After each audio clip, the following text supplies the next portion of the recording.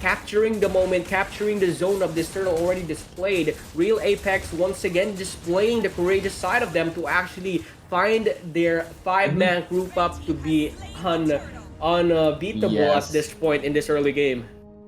Rel Apex are just really playing safe, trying to control those key areas as of the moment. And right now, Harith going solo, but Rel Apex trying to pressure it out, and Quattro is there to save the day.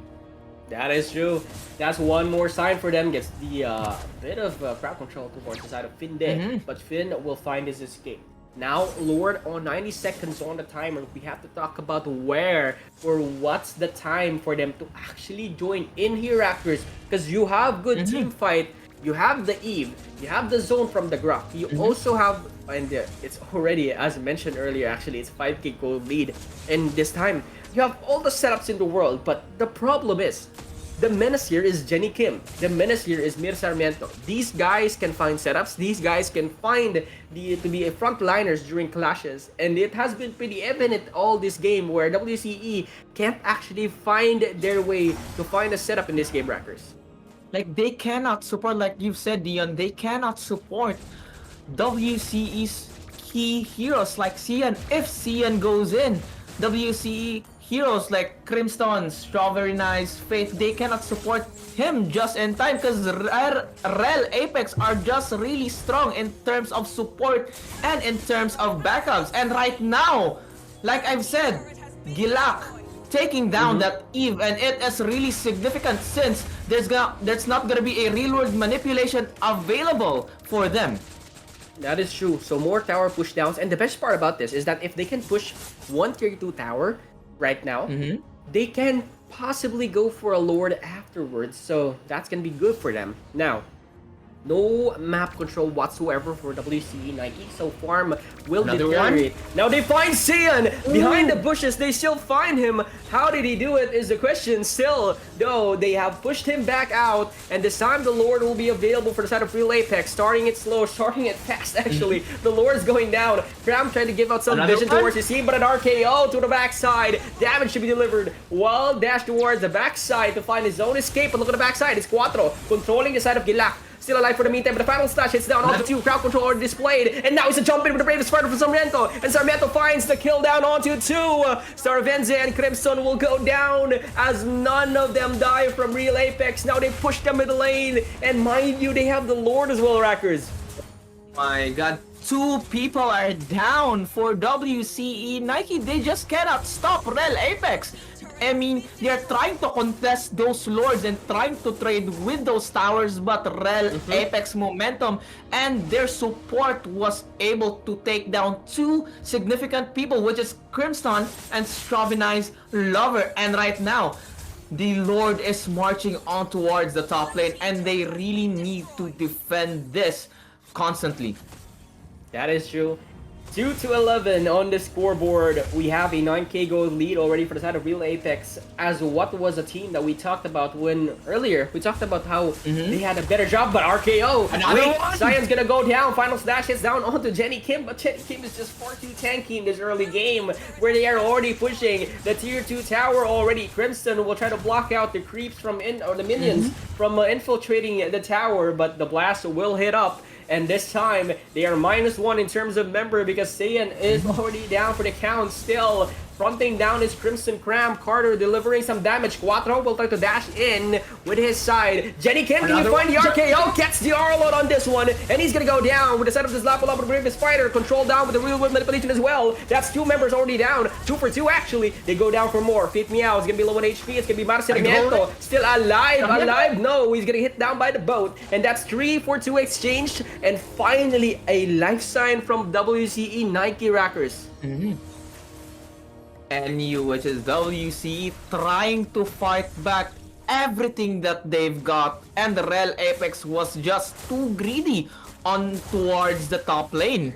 And especially they were able to pick off Cian and I mean the other one just in time, but they just couldn't stop to go back in terms on controlling those jungle areas, Dion. And right now, they were being punished by WCE Nike. Especially Jenny Kim was able to penetrate on towards those top lanes, but they were being punished right now for WCE Nike. That is true, and that's a big swing on our net worth because earlier it was nearly 10k on the gold lead. It actually managed to slow down towards 5k with just one clash that eliminated only one advantage skill because that was a 3-for-2 exchange.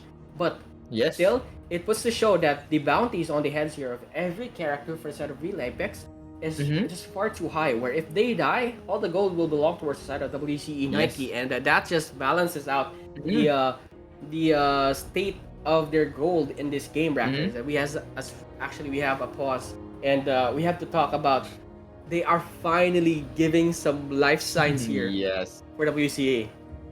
I mean, Cian's gonna be watching out those Kalea pickoffs. Like you've said, the RKO, the jump by Jenny Kim with his new single coming from Blackpink. They really need to watch this one out because Jenny Kim is really troublesome because he can be able to go in and out. Even though the Grok wall is gonna be able to stop them, Jenny Kim will instantly go jump over, and those teammates coming from the side of Rel Apex gonna be able to support Jenny Kim just in time. That's why Jenny Kim is really important. Like you said, Jenny Kim, he needs to position out and take down Cian. And he has been really going strong as of the moment. That is indeed true. And in this game, they're all scaling at this point for the side of WC. As we go back to the game, actually, on this side, it's going to be the lure already present. And this is going to be one spicy thing because we have seen life signs for the side of WCE as it is being started by Real Apex. It's going to be cramped to give out some vision, intel towards his teammates, but that's going to be very, very low, and they're going to claim it for themselves. Now it's going to be him. Another one! RKO towards the backside, and Control taunted down. They couldn't do anything to find the escape as Real Apex gets one more member out of WCE Nike, and what a timing it is as the Lord will march out as it happens. It is indeed WC Nike. They just cannot contest on towards those lords. Rel Apex is going strong in terms of positioning on towards those jungle areas, and Jenny Kim waiting for that perfect opportunity to take down on those WCE Nike heroes coming to penetrate on those Luminous Lord. And you look at what they're doing here, Rackers. They're clearing every single lane with the Lord. So when the Lord arrives, it's gonna be troublesome because they need to defend. Pressure! They need to defend bottom lane. The pressure's really there. Now the Lord barges in towards the tower. There's no blast whatsoever. So here's the defense. Here's the offense actually for Real Apex. Then the cycle will find his way in. Then as they deliver that final blow towards that mid-tier tower, now it's gonna be the blockage as of the moment. No more Lord, but that's a lot of damage already delivered to the towers, and they have destroyed one tower. Bottom lane will be delivered a lot of damage on the side here, and Real Apex, now they're going in, Rackers. They keep on pressuring these 3 lanes as of the moment. Rel Apex right now, they may be able to get those stun. River manipulation has been used. 1-1 flying off. Quattro may be able to go down. Oh, no. Corner takes double kill. And Sarmiento on the other hand takes down Quattro indeed. And it is going to be Cian, the last man standing for WCE Nike. This might be their last stand, Dion. This might be it. No, I still believe on Cian. You have 10 seconds before your teammates will spawn. Cian, can he do this? There's 4 on his side, jumping in, slashing in towards left and right. He gets caught by the RKO, goes down for the count, and that will be game number 1. Going to the side of Real Apex on this side. 1-0 in this best of 3 series. A lot of adjustments needs to be made here, Rackers. And that was really, really one good game. A draft where we expected that maybe this draft has the advantage, but no. Real Apex actually gave us a game, and look who's the MVP, Rackers. Coming out from the side of Blackpink, it's Jenny Kim. 17 assists, Dion. Jenny Kim, the significant hero for Rel Apex, because Cian going solo always. Jenny Kim taking advantage of it, taking those pickoffs together with those follow-ups coming from Finn, Carter, Gilak, Sarmiento. Cian was be able to get burst down and die instantly, and there's not gonna be enough support for the side of WCE Nike, Dion. That is true.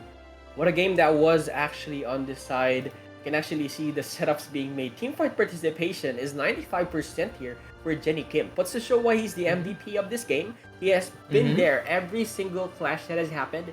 He has always found a setup. And once he barges in, Nere Sarmiento will just jump in with the bravest fighter. They can dish out the damage from Carter, from Gilak, and Finde who can just tank up in the front line. So that was really one of the things where we expected their draft to like be online in the mid game to late game scenario, but no, in the early game they were okay. Let's activate this as early as now. They got the win 6-20, and what can you say about the side here of WCE Rackers? What adjustments do you think can they make to make a statement for this game number 2 later on? I feel like WCE Nike's picks was good, but the thing that they lacked and their mistake was Cian was always going solo. Especially going to top lane and bottom lane, Jenny Kim is gonna be able to punish those significant solos coming from Cian, and Grok constantly always by the side of Eve. And right now, Cian going solo, trying to pressure those lanes, but he cannot penetrate those lanes, especially the rotation coming from Rel Apex was going strong. That's why Cian always goes down instantly and burst down. That is true. Now on the side, it's either for the side of Real Apex, either they will, let's say, make some adjustments or strengthen their lineup. Because mind you, the matches that we have right now, Rockers, is the losers finals. Whoever wins the series will face the NU Bulldogs later on. So they really need to win this. This is their last life in the tournament. If they lose this, they're gonna go for like I think third place. And now if WCE Nike can win the next one, well, that's gonna be one good thing because they win a New Bulldogs, quite known team in the esports collegiate scene here in Mlbb. So Rackers, it's one long ride. Players are getting ready for the next game, and as we talk about it, this event wouldn't be possible without the following sponsors that made this event. So we have first Cyber Athlete Collegiate Association. We have Esports Academy. That's the academic partner for this tournament.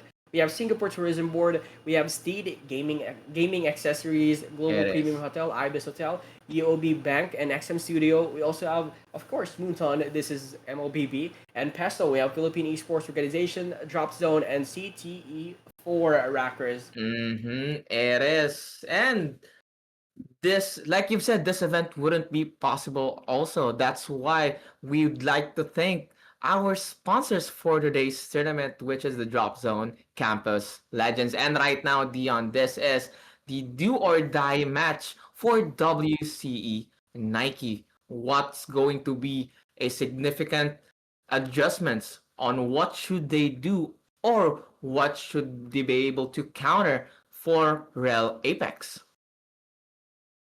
One thing I will say is that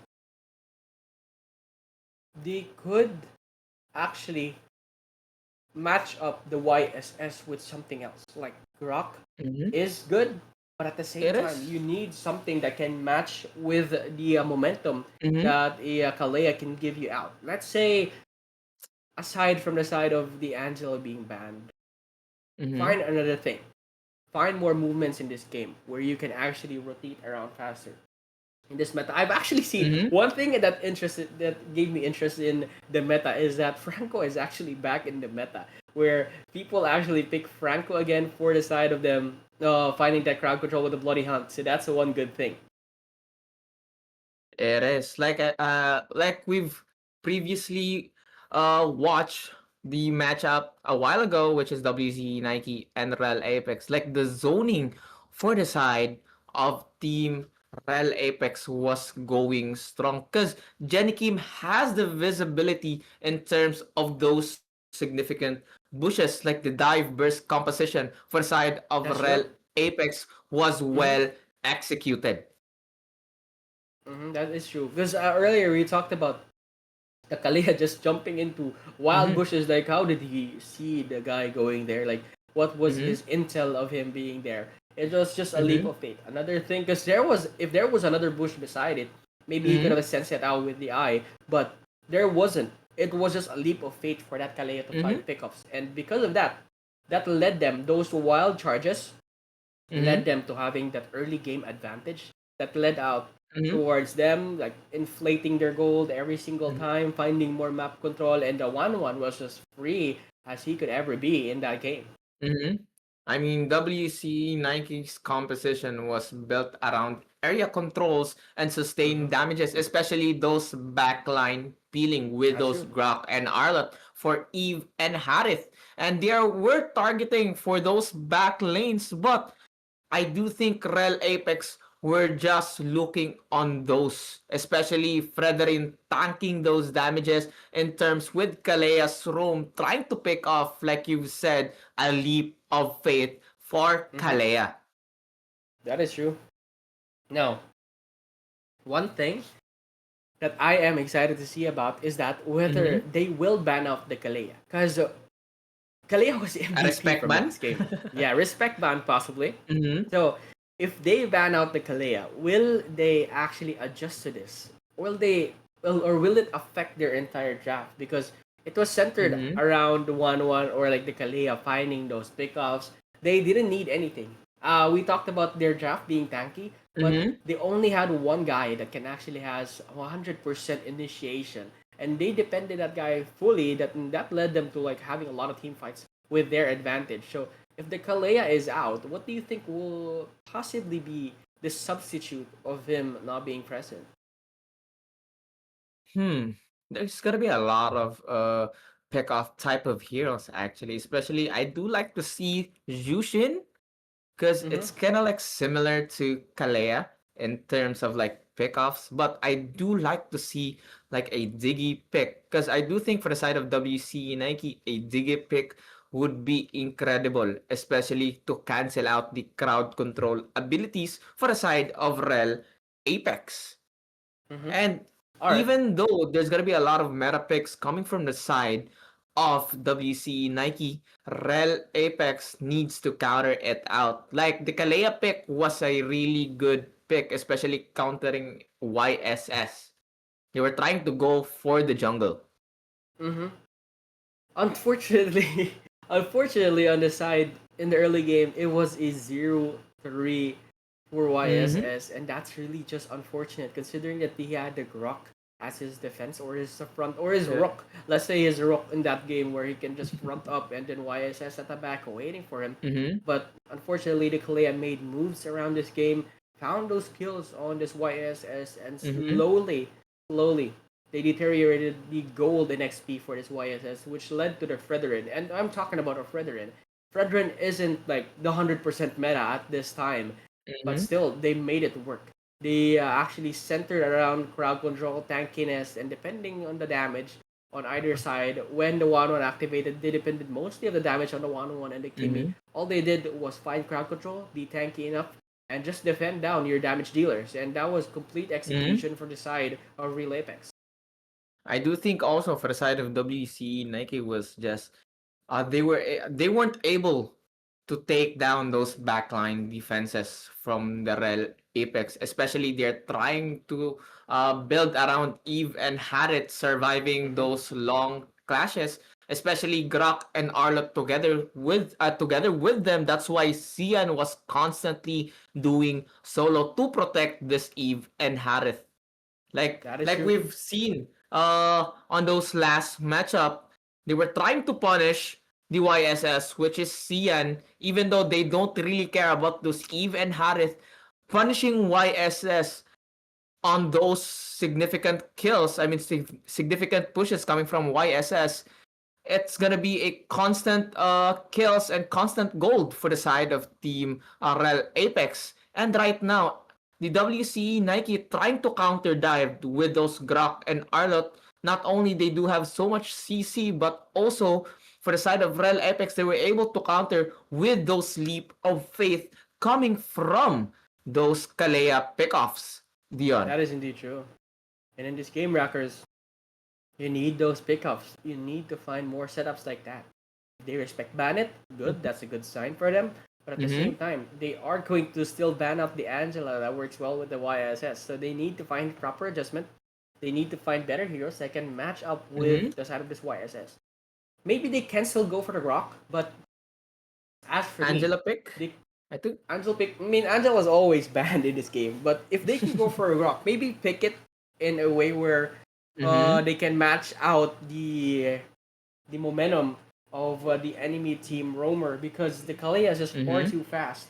Yes, it was a good Grok game. He gave out a lot of intel, gave out a lot of damage and setups, but at the same time, Kalea was just let's say 2 steps ahead whenever and every single time Mm-hmm. that he went in towards clashes, he had to find setups and his teammates were always behind him. Mm-hmm. So if ever he finds an initiation, the Kimmy, the 1-1, and everyone else was already grouped up.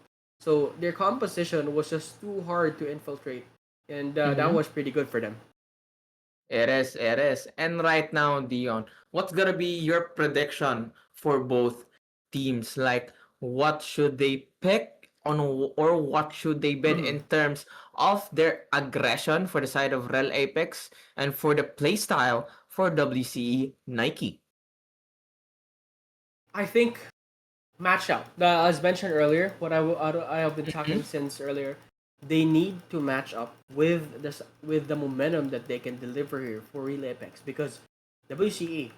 I understand their lineup. It was a team fight centric lineup. You have the Mm-hmm. aid for magic and more control during clashes. You have the Grok for the zone. You have the YSS that can just dash in then dash out. Have that anti CC. You have the Harriet as well with the Zaman Force slow down, give out some damage, dish out some damage. But we're talking about how you can move Mm-hmm. or like have the momentum towards or like compare to what real Apex can deliver. Because the Kalea, even the Lapu Lapu was just barging in every single time. Like he can go in and out of those clashes. So they need to match that. They need to find a way where if they go aggressive, we go aggressive too. If they go defensive, maybe then they can go aggressive. But on that game, I can really say that more on aggression was the side of real Apex. And if ever that happens again in Mm-hmm. game 2, they need to adjust to that, Mm-hmm. and especially their draft as well. I feel like for the side of Rel Apex, if the Kalea won't be banned, I think they're gonna go for it again. Mhm. Because the Kaleo That is was true. really strong. I think Rel Apex gonna go for it again and try to build around it with Mm-hmm. those significant pickups. Because for the side of WC Nike, they need to watch it. I mean, the zoning coming from that Grok was good, but he just couldn't go back because of those Kalea pickoffs. And That is true. the support coming from the WC Nike, they were struggling in terms of damage because their lineup was up for towards the mid game on towards the late game stages, Dion. So that's why Rel Apex punishing those early games, even though 1-1 is going for those late game. That's true. She Because it doesn't was have really any scary. items yet. Mm-hmm. Mm-hmm. She doesn't It have was really any scary. items yet. Just farming out, farming out. It's kind of like a 4v5 scenario at first, Mm-hmm. Yep, and yep. trying to punish the YSS going to be a 4v4 with those Grok pickoffs and Harith pickoffs. That's why it was really troublesome for WC Nike. And right now, I feel like the strategy for the side of Team Rel Apex is just to trust their draft and execution. That's Like true. Kimi pick was really also good. That's really true. That was a really, really good pick. They had the setups already. All he needed to do was like deliver some damage. And as you mentioned, Rackers, actually, Mm-hmm. the 4v5, that was really scary because it was already 4v5 and they were losing that Mm-hmm. 4v5. And at the same time that that was happening, it was Carter, the 1-1, farming alone, getting those items to be ready for the next clashes. And that's something that you could really be scared. Okay, there you go. Ban out the Mm-hmm. Kalea as early as now. Respect ban. You've seen what this man can do. Mm-hmm. Oh, actually, no. The Kalea is a self ban. They don't want Oh, them to get the Kalea. So Jenny Kim will sacrifice the Kalea in order for the enemy team to not get it at all. I do think they're trying to confuse the WC Nike because I don't think WC Nike right now don't know how to respond in terms of the Kalea ban, but a 1-1 ban? I Mm-hmm. mean, Uh, the 1-1 ban didn't really like have a significant impact, but the impact only that I've seen 1-1 did was those last clash, especially he was able to go around and fly off, taking down two heroes. But an Angela ban is really good for the side of Rel Apex. But let's see how will WC Nike play this one out. They call me a hero. Okay, this is actually weird.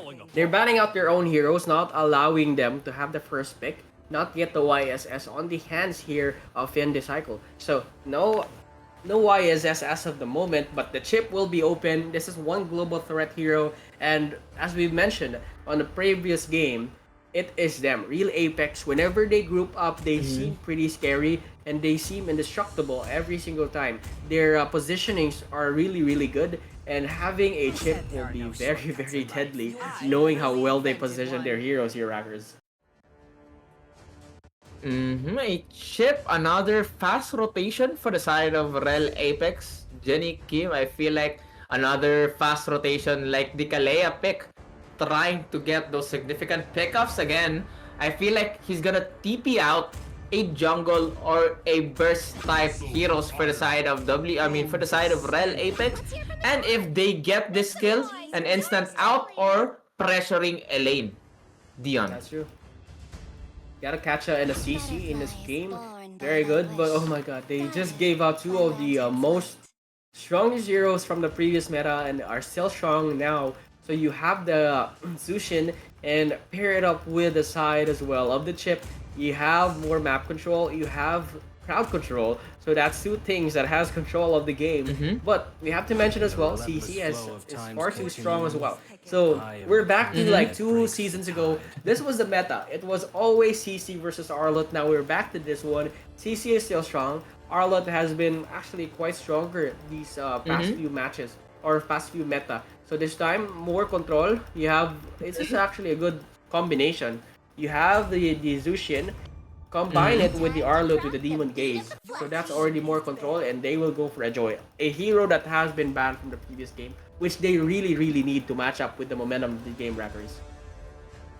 Like I've told you, a Jushin pick's gonna be coming out if a Kalea is banned. Because the Jushin and Kalea playstyle is pretty much similar. I feel like Jenny Kim and Gilak's gonna be switching it out. But let's see how will things play out. Because Chip is also a roam type of hero. But an Eve and Frederin ban for both of the teams. What are your thoughts about it?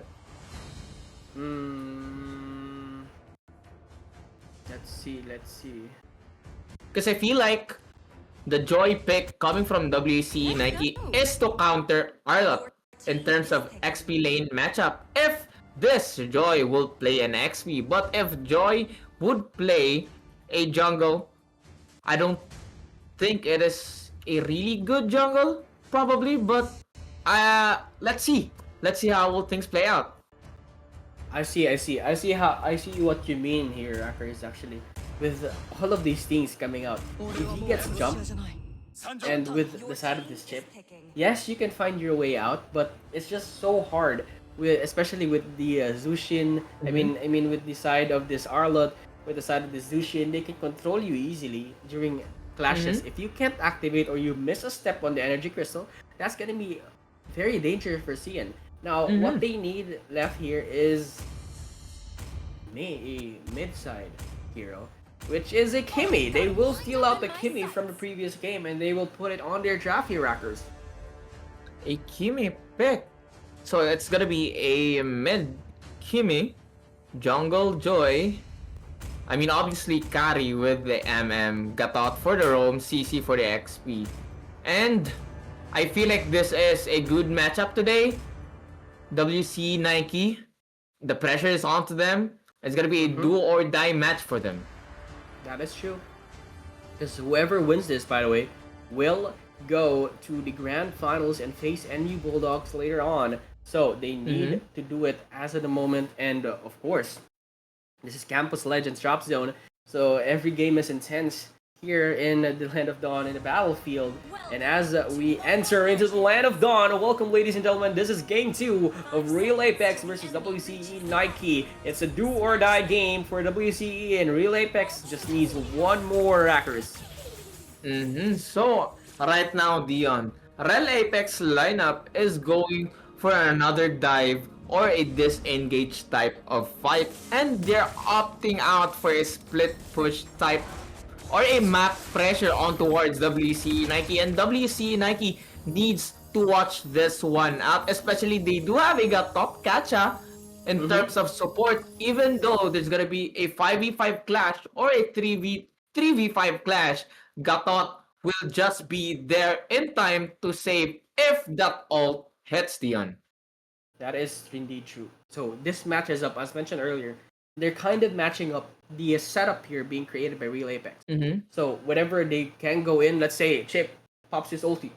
When Chip pops his ulti, you have the AOG of this Gato Catch-up. Can Mm-hmm. catch up members that can group up from the portal of the shortcut of this chip. So you have the counter towards the chip. Not entirely a counter for sure, but at least they are matching up with the momentum. If ever they group up, which what is strong about this Mm-hmm. team, they can find a counter with the jump in from this Gacha. They have AoE damage from this Iritel, so good movements and good adjustments being created for WCE Nike.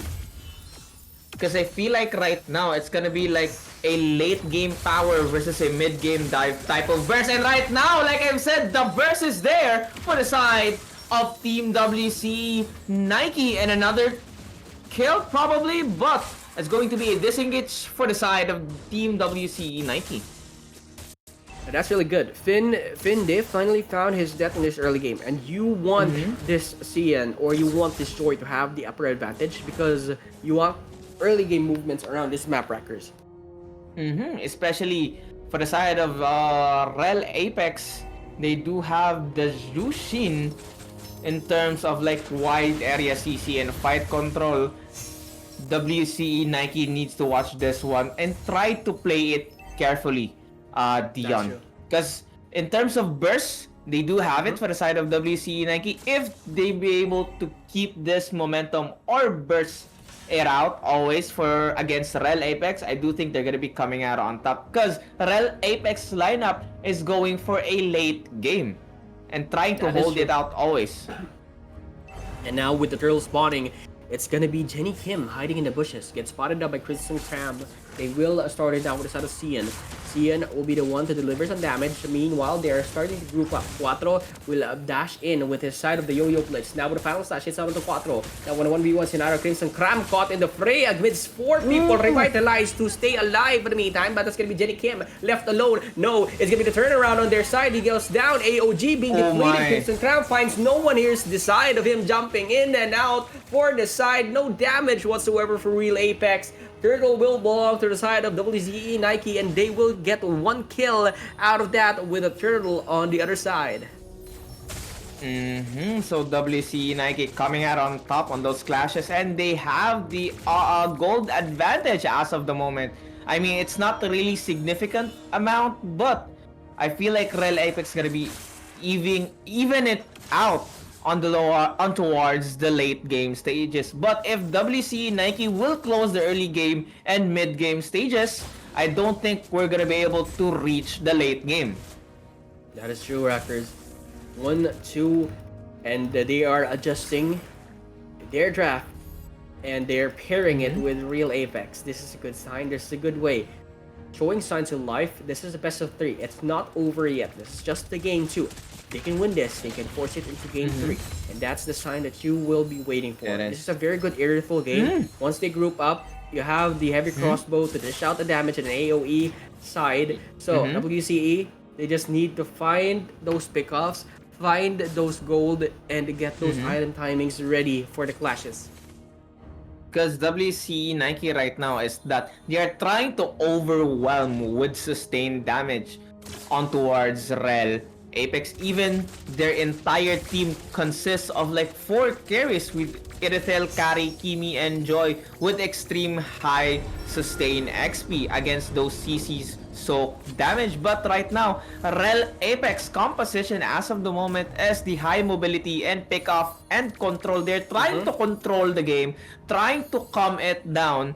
If they be able to calm it down in time on towards the mid game stages, they're gonna be having a assassination for the Hayabusa, bursting out on towards the late game stages with Hari sustained damage. That's true. Now Turtle started backside being controlled down, finds the Crimson Beacon control Another down, peek! delivers towards the turret, he goes down. AOG will be depleted. Backside is a shortcut being controlled. Revitalize already committed as well. Crimson's alive. Meanwhile, is the Salmon Force committed. Carter finding the flicker outside, but Meow with a heavy crossbow chases down for Carter. Carter will be alive. Mrs. Sarmiento as well is alive as well. So that's 3-for-1 exchange, and once again, the advantage here for WCE Nike. They couldn't even find the kill on the side. So that's just unfortunate. They now have 2 turtles on their name here for WCE Nike. A good pickoff coming from the Rel Apex, but the overwhelming damage, like I've said, for WCE Nike, especially the crossbow coming from Erithil, was just really going strong as Rel Apex needs to disengage for those fights. That's true. So now, advantage-wise, it's them in this early game, and this is what they needed in that game number 1. Now they finally have it. Itemizations being started, Joy nearly on those 2 core items. But I have to say, even though they have been losing quite a lot of team fights, the Arlot is above the side of CC. We have as well the side of this Harriet already finishing with his side of 1 core item. In comparison towards the side of this Iratel, it's not so much. 500 may be a lot, but in this early game, it's not so much as of the moment. So if they can just continue to dodge out fights, maybe like get 1 pick off from one another, get this chip to die instead of your force, then that's a good sign for them, Rackers. It is indeed, and right now they got out in, and it's gonna be 4 people trying to burst out on towards the top lane. Jenny Kim trying to support his teammates. They ain't gonna be able to pick up, but Fate Meow was just there, taking down every single opponent, but Rel Apex going strong. Time to trade off, but the double kill coming from Sarmiento and triple kill. 3 people are down for the side of Team WC Nike. I mean, 4 people down, Dion. Oh my god, that was a big turnaround. Yes, you found a way of killing Carter. He was zoned out by the AOG, found his death, but I wasn't expecting them to actually fight underneath the tier 1 turret. It's not so much of a damage in the early game, but once it stacks up, once again, another kill with the final slash, Cian's gonna go down as he gets chased down by the chip. And as going back to Rackers, fighting underneath the turret is not an ideal way to find a team fight, as the damage will stack up. And now they're gonna be the ones who find the turtle already in the advancement. It's gonna be Quattro with the side of the Yo-Yo Blitz. It's gonna be Jenny Kim on the backside being controlled, but it's gonna be them now with the shortcut already deployed. There's not gonna be anyone. AOG is gonna be him flashing down. Sarmiento in front. Crimson Cram still in front. They couldn't do anything, and that's the zone being depleted already. They have the turtle. It's 2-1 in terms of the standing, and they are fighting back here, Rackers. The tables have turned, Dion, indeed. And right now, WC Nike trying to contest the turtle, but they just can't. Rel Apex trying to really control can. everything from side to side, front to back. And even though that Kacha would jump in on towards the back lane, Rel Apex were able to adjust in time and trying to pressure their back lanes too. That is indeed true, Nike cannot do anything. And their positions are so wide, especially the shortcut coming from Jenny Kim. WC Nike just had to disengage and distance out on towards Rel Apex. That's true. And the best part about this is that once this game goes to the mid-game to late-game scenario, they can easily go for side lanes because they have the shortcut. They can just push out some minion waves, like damage the equilibrium, and find their way in map control. So once they do that, they have the shortcut. They can just go into Clash every single time because of the chip having the shortcut available for his team. So more farm, and once it's time for Clash, Chip just pops his ult. And as that happens, the gold will rise up. Even with the disadvantage that we've had earlier, look at who has the higher gold in team. It's Real Apex climbing back. And that puts to show how well or how efficient a chip is in a draft when you use it properly. And right now, WC Nike is trying to get a pick off, but Rel Apex, a buddy system for them. If there is one going solo, they're just gonna be able to support. And right now, the jump in coming from WC Nike, bursting out 2 people from Rel Apex. And Rel Apex just cannot do anything to support their teammates. It was just an instant kill. That's true. It was a zone. Now taunted down is Gil. Pops the Crimson Beacon. Find the escape. Lantern Flare to dish out some damage. But that's gonna be them claiming this Lord. And the WCE Nike. As to what we have thought that maybe Real Apex found their momentum in this game. No, they actually stopped that.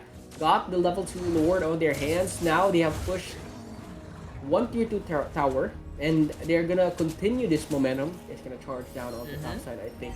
And this is gonna be a problem for Real Apex trackers. They're just going to burst and burst and burst for the side of WCE Nike, and they need to watch out those katot kachas jump. Because if it connects, I don't think Real Apex gonna be able to support, like I've said, a constant insta-kill and burst down for the side of WCE Nike. And they're trying to pressure those bottom lane and on towards the top lane. Trying to like replicate what they did for the last game for the side of Real That's Apex, true. Dion.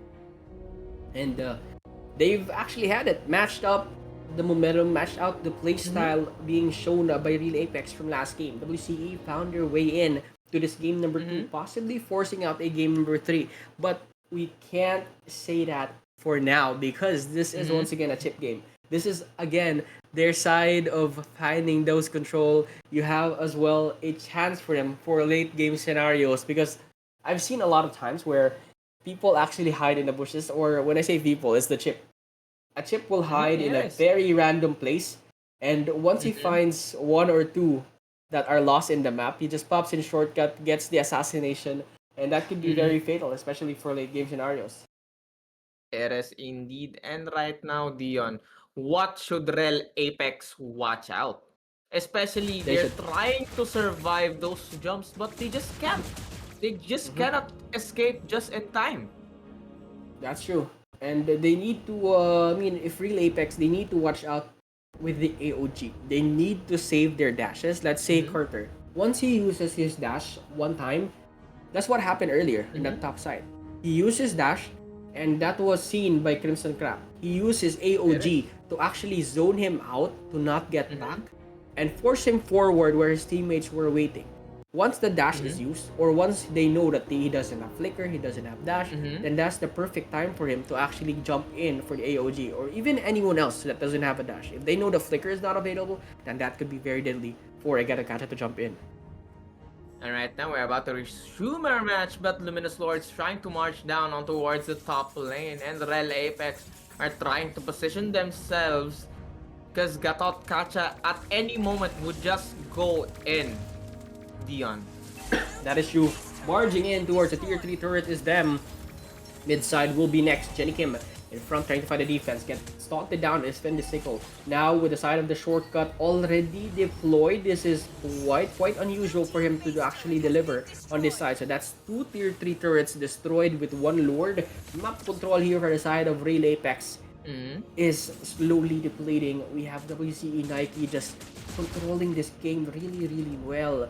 Now they're gonna go an advancement for his mid side. Quattro will be in front with 1 mega side of this minion. He couldn't find the final blow, but still a lot of damage being delivered with just 1 Lord. Imagine the next Lord that will arrive here, Rackers. The lone turret for the side of Real Apex, and I don't think Real Apex gonna be able to go out and take those buffs for Finn, especially Finn needs those significant buffs for the side, like a blue buff or a red buff, I mean. And if they were able to go out, WC Nike is just waiting for them on those bushes, Dion. So that's true. why they're trying to play it out carefully, trying to survive inch by inch. If this goes on towards the late game, I don't think no. WCE Nike would be able to survive. But seeing right now, WCE Nike pressuring those tri-lanes, waiting for the last Luminous Lord, and trying to get the last stand for Real Apex. That's true. Now with the Lord, question now is, will Real Apex fight this one? Because if they will just allow them to acquire this freely, it's gonna be a problem in terms of defending down. But you know what's a problem? They're bursting down the Lord pretty fast here, Rackers. So I don't really think that they can make it or even have the chance to contest with it at this point. is indeed. And right now, another pause. So it's gonna be like a technical difficulties for the side of like both teams. But right now, Luminous Lord, a low HP. I don't think Rel Apex gonna be able to contest it since they are too far away. And if they try to contest it, Dion, on towards the Luminous Lord, I do think WC Nike be able to secure it, and at the same time, it's gonna be a suicide for them to go for it, and especially got out Kacha waiting for them on the bushes. Yep, that is indeed true. So now, on this side, it's actually them just giving this lord for free at this point. The real way for them to actually go in is like let them be, because if you go there right now, it's quite dangerous. You can just risk your life for like nothing, because the lord has already been claimed here for WCE Nike. So this time they're just gonna await in their base, look for the miracle play, maybe a final slash into Crimson Beacon type of play. Let's see whether they can do it here. I mean, I believe Rackers, because Real Apex, they have been proving to us whenever like we show a bit of doubt towards their draft or their gameplay, they actually show up at times where you need it the most. So let's see if Real Apex can deliver in this game, or can we have a long game at least. Because Rel Apex, if they would survive the last Lord, I feel like there's still hope for them to try to take down WCE Nike. But I do think WCE Nike would end it right now. Especially the Lord would march down coming from the top lane or bottom lane if they would be able to push down the last turret on towards Rel Apex. I don't think Rel Apex would be able to survive, Dion. That is indeed true. So now, 8 to 9 on the standing. We have 13 minutes in the game already. Lord on the hands of WCE Nike. So, this time, it is going to be them having the advantage. Because game 1, it was really one-sided of Real Apex. Now WCE Nike, they're the ones in the advantage. Can Real Apex find the defense is the question. They do have a lot of setups. You have the final slash, you have the setup from the ship, and as well, you have the Crimson Beacon for more control. Carter needs to deliver or dish out his damage because he gets caught very easily. Crimson Cram has always been there, always had his number every single time here, Rackers. And right now, the Luminous Lord marching on towards the top lane, trying to pressure the mid lane. Will this be the last stun on towards Rel Apex? And the stun wouldn't connect. Trying to get the pick off, but the shortcut coming from the back lane. Jerry Kim would be able to go down. Fate Mia was able to take down Jerry Kim just in time. Sarmiento is on low HP. Double kill. This might be it for the side of Rel Apex, and it is it, Dion. That is it. That is the game. And as we talked about, they just needed to match with the momentum, go for aggressive as well. If they go aggressive, we go aggressive. They did that in this game, Rackers, and that was well done, well executed here. Now we're 1-1, one more game, and we shall have the grand finalists for this day. This is a best of 3 and 1-1. They actually force it out, Rackers. A do or die match for both of the teams, Dion. So, it is the final stand for both of the teams. And they really need to give it all. Especially this is the last game. And whoever wins the last game would proceed towards the grand finals, as they would be facing the NU Bulldogs. That's true. And this is a one exciting thing as well, Rackers, because NU has been waiting there, and you know NU is like a pretty strong team. So like whoever wins this, they need to like show all their might. They are delivering in this game, and let's see if they can deliver all throughout the tournament, because whoever wins faces NU and could possibly be the champion as well. So that's a challenge that they're going to face later on, whoever wins this game. But going back to the topic here of Real Apex and WCE, was to show that they both can adjust towards how they can play with each other. So let's see if maybe this side, Real Apex, will be the ones to actually have the adjustment. But of course, it's for the team side to think whether they can adjust. WC and Real Apex, let's see if they will think through on how they can play this game number 3. We will wait out. The players will prepare. We will also prepare as well. We'll be right back after a short break.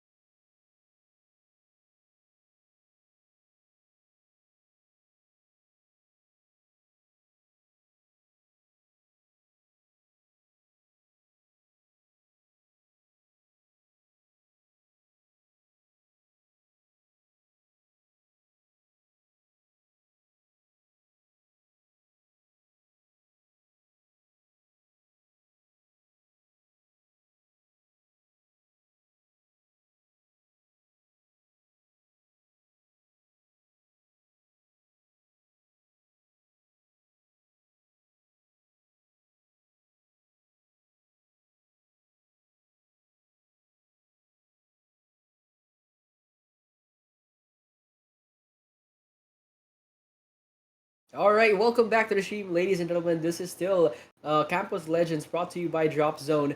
And of course, we are heading towards the game number 3. Still, we're your casters for today. My voice, your gameplay. This is Dion, and I'm here with Rackers.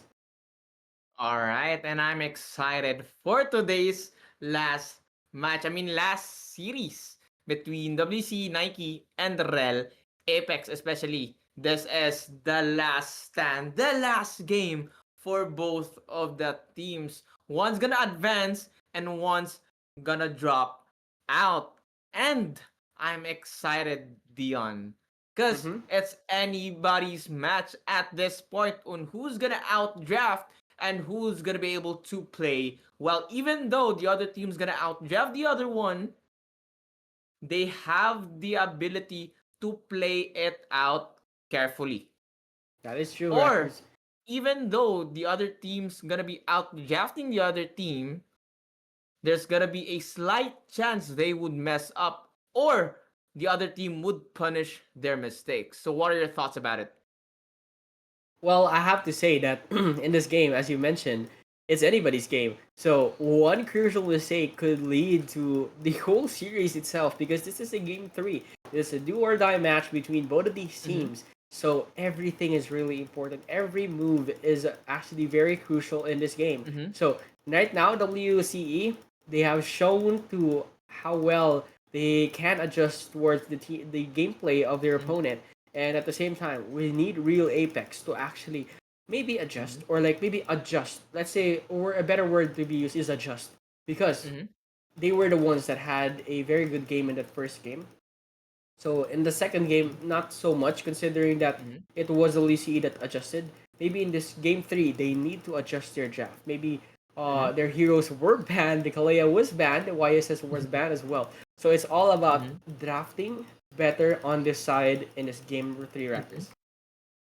It is. And right now, Dion, I must address the adjustments and what should Rel Apex, I mean, look out, especially on towards the last game. They really need a hero that would shred that tank instantly, especially against WC's tanky front line.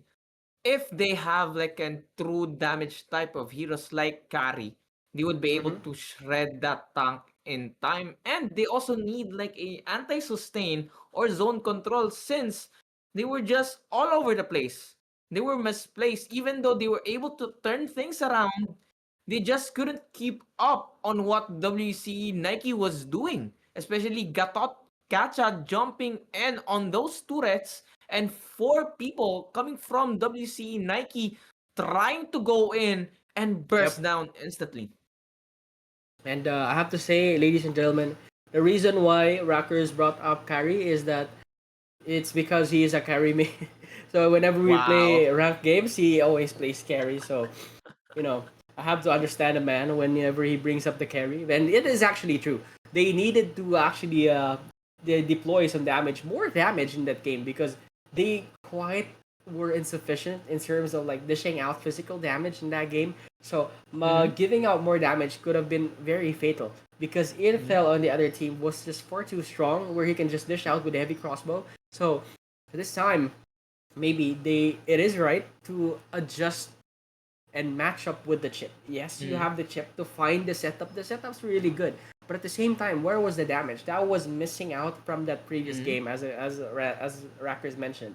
I mean, their jungle pick for the side of Rel Apex was just a safe jungle pick, especially the Hayabusa was just an all or nothing dive. It was too risky pick for the Hayabusa because he's just gonna go all in or nothing. Even That's though true. even though he's gonna be able to use his ultimate, if he cannot kill, if he cannot kill a single opponent, it's just nothing. He can't do anything at this point. That is true. That's Mm-hmm. why the pickoffs coming from the side of WC Nike, the Gatot Kacha was really something against Real Apex. That's true. And because of that, it was just advantages for the Joy in that game. Because Mm-hmm. Hayabusa couldn't burst down anyone. Because what they were doing as well here for WCE was that whenever the Hayabusa would jump in, they would all Mm-hmm. group up in order to share the damage from the Shadow Woogie Mm-hmm. kill.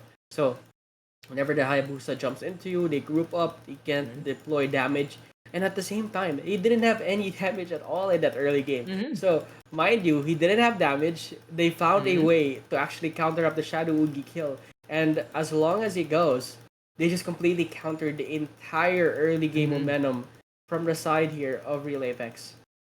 I feel like for the side of Rel Apex, their expected adjustments, like for the bans and picks, they need to ban out at least a one marksman for the side of WCE's side, especially for the side of WC. They're trying to take like a double type of thing, and Mm-hmm. they need to simplify the backline problem for the side of Rel Apex. And as per their XP and roam priority, they need to pick out like a hard initiator for those fights or a strong lane to bully the anti-heals or in an anti-CC or AoE like Uranus, Paquito, Glue, and Fredrin. I mean, Fredrin was banned, but it could have been a good pick.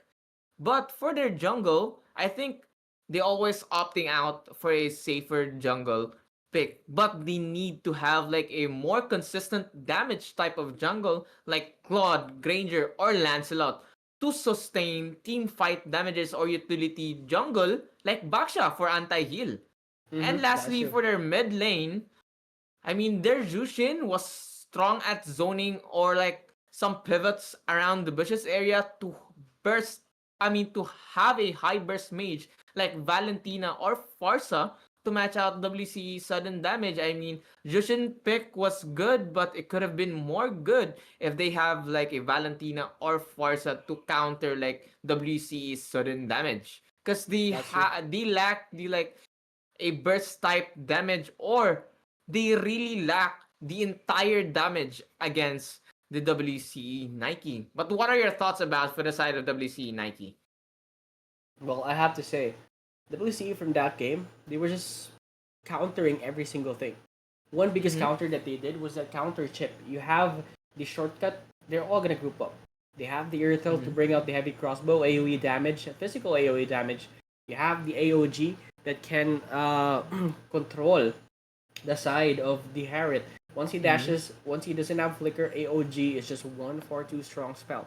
He couldn't do anything once he gets caught. You have the taunt as well from Igaracacha. Mm-hmm. It's all about countering the movements and the draft that was being displayed here for Real Apex. So, going back to it as well, Racker, speaking of the heroes from the side of Real Apex, one significant thing that I thought would Mm-hmm. that would fit with their draft, I really thought it was a Ruby game, a Ruby Gold Lane game, because it has been one of those heroes that has been played in the Gold Lane. It's a random hero, either a Bane or a Ruby, where they Mm-hmm. can sustain and at the same time deliver some damage. Ruby could have been a very, very good hero in that game. Mm-hmm. But still, it wasn't picked, it was unfortunate. Now we're going to a game 3. I mean, I haven't seen Florin the Florin with their strong save, especially on the roamer side. If WC Nike's gonna be able to lock in the Florin, especially Matilda for the disengage or Lolita with a block, I do think it's gonna be a really good roam for the side of WC Nike. But they have to like a ban to protect carries, like ban a high priority assassin like Lancelot, like I've talked about for the side of Rel Apex, or a hard CC hero like Natalia or like a Chu, but I don't think there's gonna be a like a high priority assassin pick for the side of Rel Apex. But let's see, let's see. But for their jungle, I mean, the joy was really good in terms of high burst and high mobility. Even though I was skeptical at it at first, but they managed to somehow make it work. That's They true. make it work with those joy. Considering Yi Shin for a safer farming global pressure, I think Joy and Yi Shin would be able to like go hand in hand. But as per the mid Mm-hmm. lane, the Kimi was also good for the possible hybrid damage. Like I've said, for the side of Rel Apex, they need to ban out at least one MM, especially the type of WC Nike plays. They have two MMs, which is the Kimi pick was also really troublesome in terms of hybrid damage or Yeah. was able to swap to a traditional high burst type of mage. to save his teammates. But right now, let's lock in on towards our draft, Dion. That's true. It's game 3. It all matters here at this point. A very important part of the series. The most expected one, actually, for the most part. 1-1 will be banned out again here for the side of WCE. And something that we talked about where in game 1, it didn't actually show that much of pressure in that game because all the pressure was from the side of the Kalea. But still, they will ban it. Ban out the Angela as well. First pick will belong to the side here of WCE. So they will have the upper hand of picking the YSS or either the Kalea. If possible.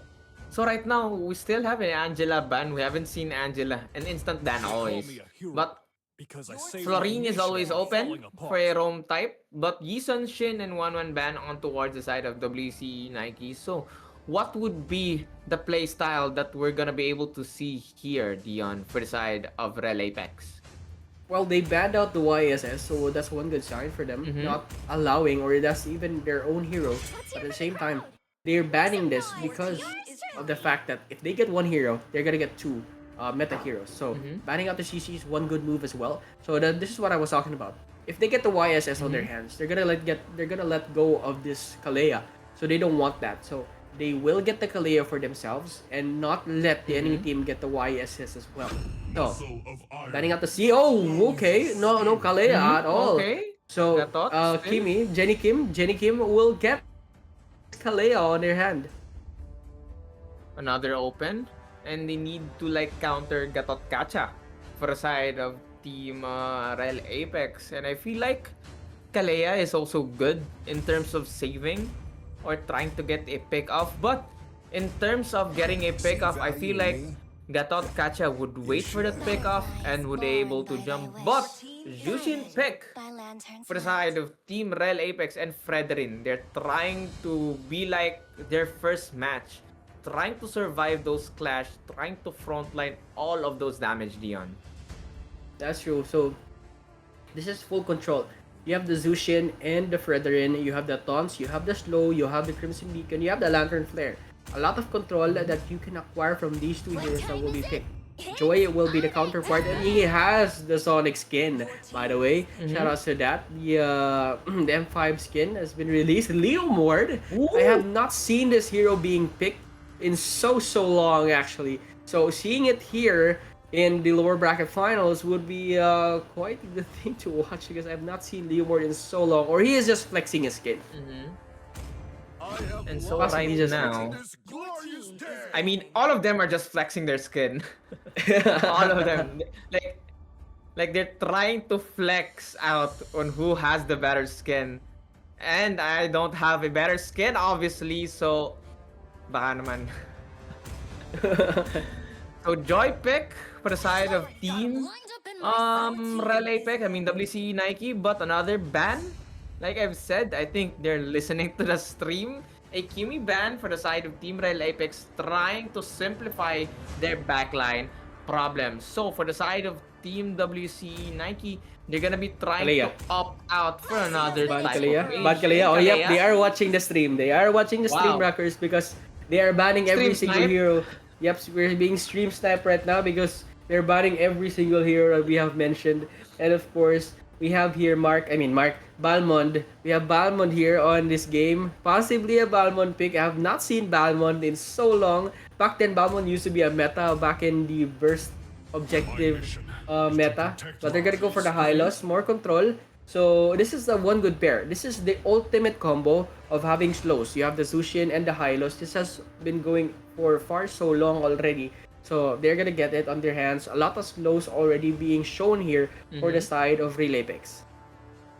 So an Hylos pick trying to run down against WC Nike, but Eve pick, I don't think it's a really good idea, especially with Hylos, right? The Glorious Pathway, and if the Glorious Pathway connects on towards Eve, stun it out, and Reload Manipulation is useless.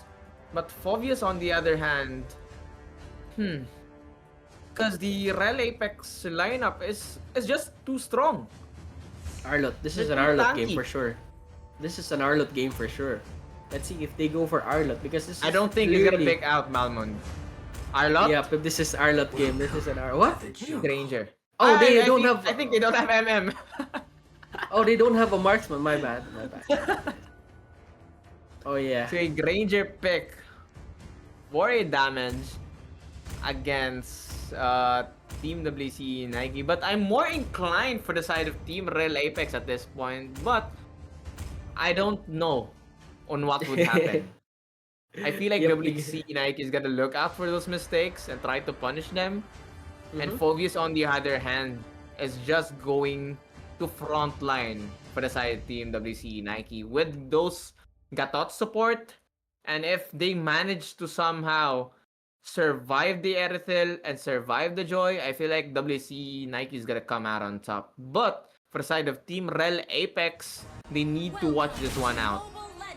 That's true, and welcome to Campus Legends. This is Game 3 in between Real Apex and WCE. Ladies and gentlemen, WCE Nike actually. Ladies and gentlemen, this is a do or die match between both of these teams. Winner will face NU Bulldogs in the Grand Finals. Eres and NU Bulldogs for sure are just watching, trying to lurk, but who knows who's gonna come out on top on today's last series matchup. So right now, trying to pressure both mid lane. They're not trying to get any pickoffs at this point and trying to control the Little Wanderer area. That is true. And in this game, we have to talk about the early game presence that we can see. You have the Hylos, you have the Zushin. Both of these heroes are far too strong in the early game when combined. But I have to say, they will face up a very tanky Galot Kacha later on. And if ever they meet up in the river or wherever they will go.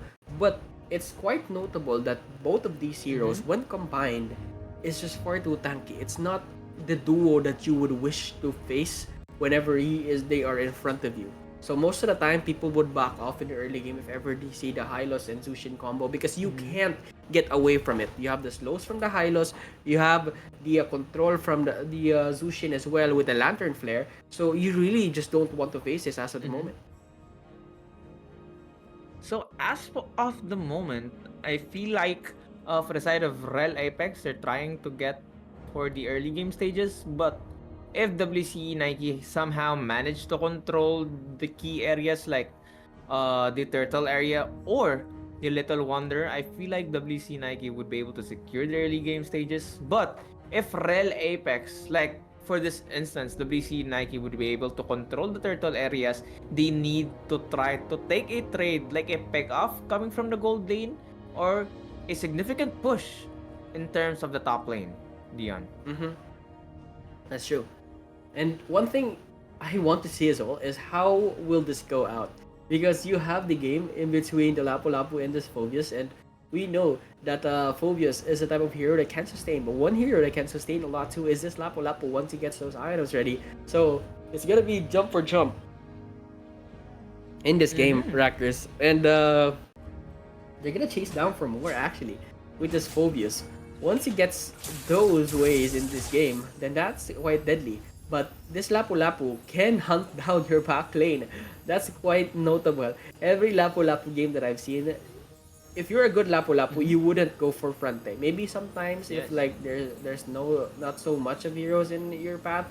But when you see the back line, when you're Lapu-Lapu, you instantly go out the back side, create some Brokus in the battlefield, and that's the specialty of having a Lapu-Lapu in your game.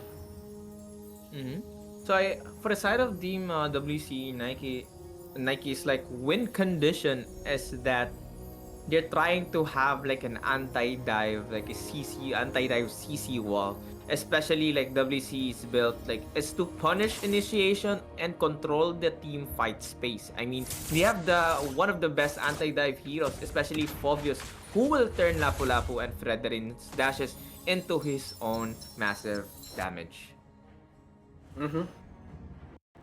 So going back to the game, oh yeah, we're actually going back to the game is that Jenny Kim and for the side of Gila Kyle, they need to find more movements around this time because if they don't, it's going to be depleted. They have the timers ready on their side.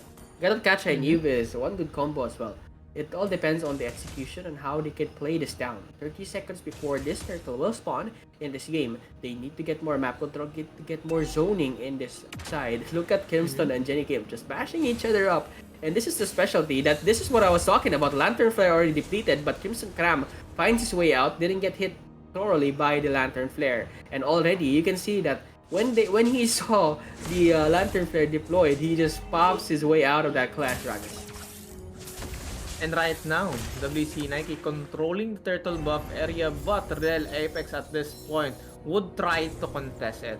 And I don't think WC Nike is gonna be able to contest it. Also, especially Real Apex lineup as of the moment is trying to burst out WC Nike. And right now, they're trying to control on terms of the back lane, trying to stun out. Real manipulation has been used, and it might be a kill for the side of Team Real Apex, trying to secure the turtle buff area. Low HP coming from Sia and Jenny Kim, trying to survive the fight. Quattro hammering down Real Apex constantly one by one, but the first blood is going to be the side of WCE Nike, trying to trade off coming from Jenny Kim. A 1-for-1 trade, but the jungle is down for the side of Real Apex. 1v1 on this side. Now he goes up and up, tries to jump in, but already with the previous fighter, Quattro miscalculated. So that's gonna be Sarmiento to take the kill on his end. And now it's a 1-for-1 exchange on that position, and Carter wanted to actually follow up and leave his lane. Now being spotted down by Cian, he's gonna go back to top, go back to the Iratel because there's no one else left in the riverside. But that's the advantage for Real Apex, and this is what I was talking about. Lapu Lapu having those fast cooldowns on his hero, and yeah, and that's just him being free enough to actually participate in clashes because of how well he can just jump into clashes rockers. He was able to create some spaces for his team, and as of the moment, on towards the mid lane, they're trying to get this pick off and trying to push down on towards the middle lane, and Quattro pressuring on towards the bottom lane too, and I don't think he might be able to fight this off together with Sarmiento, and Sarmiento playing as Lapu Lapu. And later on as well, if they get chased around by this girl, they can just pop in the glorious pathway, just like this. Cram's gonna be low on HP. Real manipulation as well. It's gonna be taunted down for the meantime, but that's the glorious pathway being already deployed, and they can just escape freely. Now with Bravest Fighter, he goes front line. Crimson Cram's gonna be low on HP, and now with the strike here from the Freder, and Quattro's low on HP. That's 2-for-1 exchange, and that's a good exchange because that's just Jenny Kim. And who do you have here? It's Quattro going down 2 times already in this early game, and while they are dead, the turtle will spawn. What a perfect timing for them. Look at the Lantern Flares controlling down this Iratel, and with the strike now with the Sonata will go down. That's 3 members down for count. Cian wants blood. He chases down for 2. Crimson Beacon already completed, and this time they couldn't get anyone at all, and the turtle is already being started by Real Apex. They couldn't do anything with the positioning that Real Apex is doing here, Rockers. I feel like WC Nike will try to contest it so far, especially they are in the zone, but Finn would be able to secure this glorious path trade, trying to slow things down on towards WC Nike. But Real Apex significantly has the gold advantage here, around 2k gold, Dion. That is true. Real Apex now showing and pouring down everything that they have in their books. And Lacael has been quite good in every single clash actually. Carter in this bottom lane leaves the top lane. He knows that he needs to find pushdowns, and he knows that he has the advantage against Quattro. So WCE Nike, they will play it slow as of now, Rockers. Indeed, and right now trying to take it to pick off Quattro, trying to survive the damage output coming from Real Apex, and as of the moment, Real Apex will try to control those jungle areas, and I feel like WC Nike is just going to give this bottom turret, because at any moment, at any time at this point, it's gonna be destroyed for the side of Team Real Apex. And 55 seconds, would the turtle be able to respond? Look at the Lantern Flare damage, half an HP for Fate Meow. They're gonna go for Jenny Kim, but Glorious Path already completed. Bravest Fighter barges in towards a clash. AOG hits none, and this time Revitalize won't save him at all. Actually, it does. Crimson Crown still alive. Lantern Flare depletes him down. Final strike, and he's gonna go down for the count. That's 2 members down. 30 seconds before his turtle will spawn. CN will TP in, and look at the jungle area here for WCE Nike. They're taking every resource possible. Retribution already held down towards his hands. So no purple buff whatsoever for CN, and that's the advantage that they can deliver if they win a team fight. That Jushin is just beyond at this point. Those pickoffs, I mean, WC Nike can't just do anything.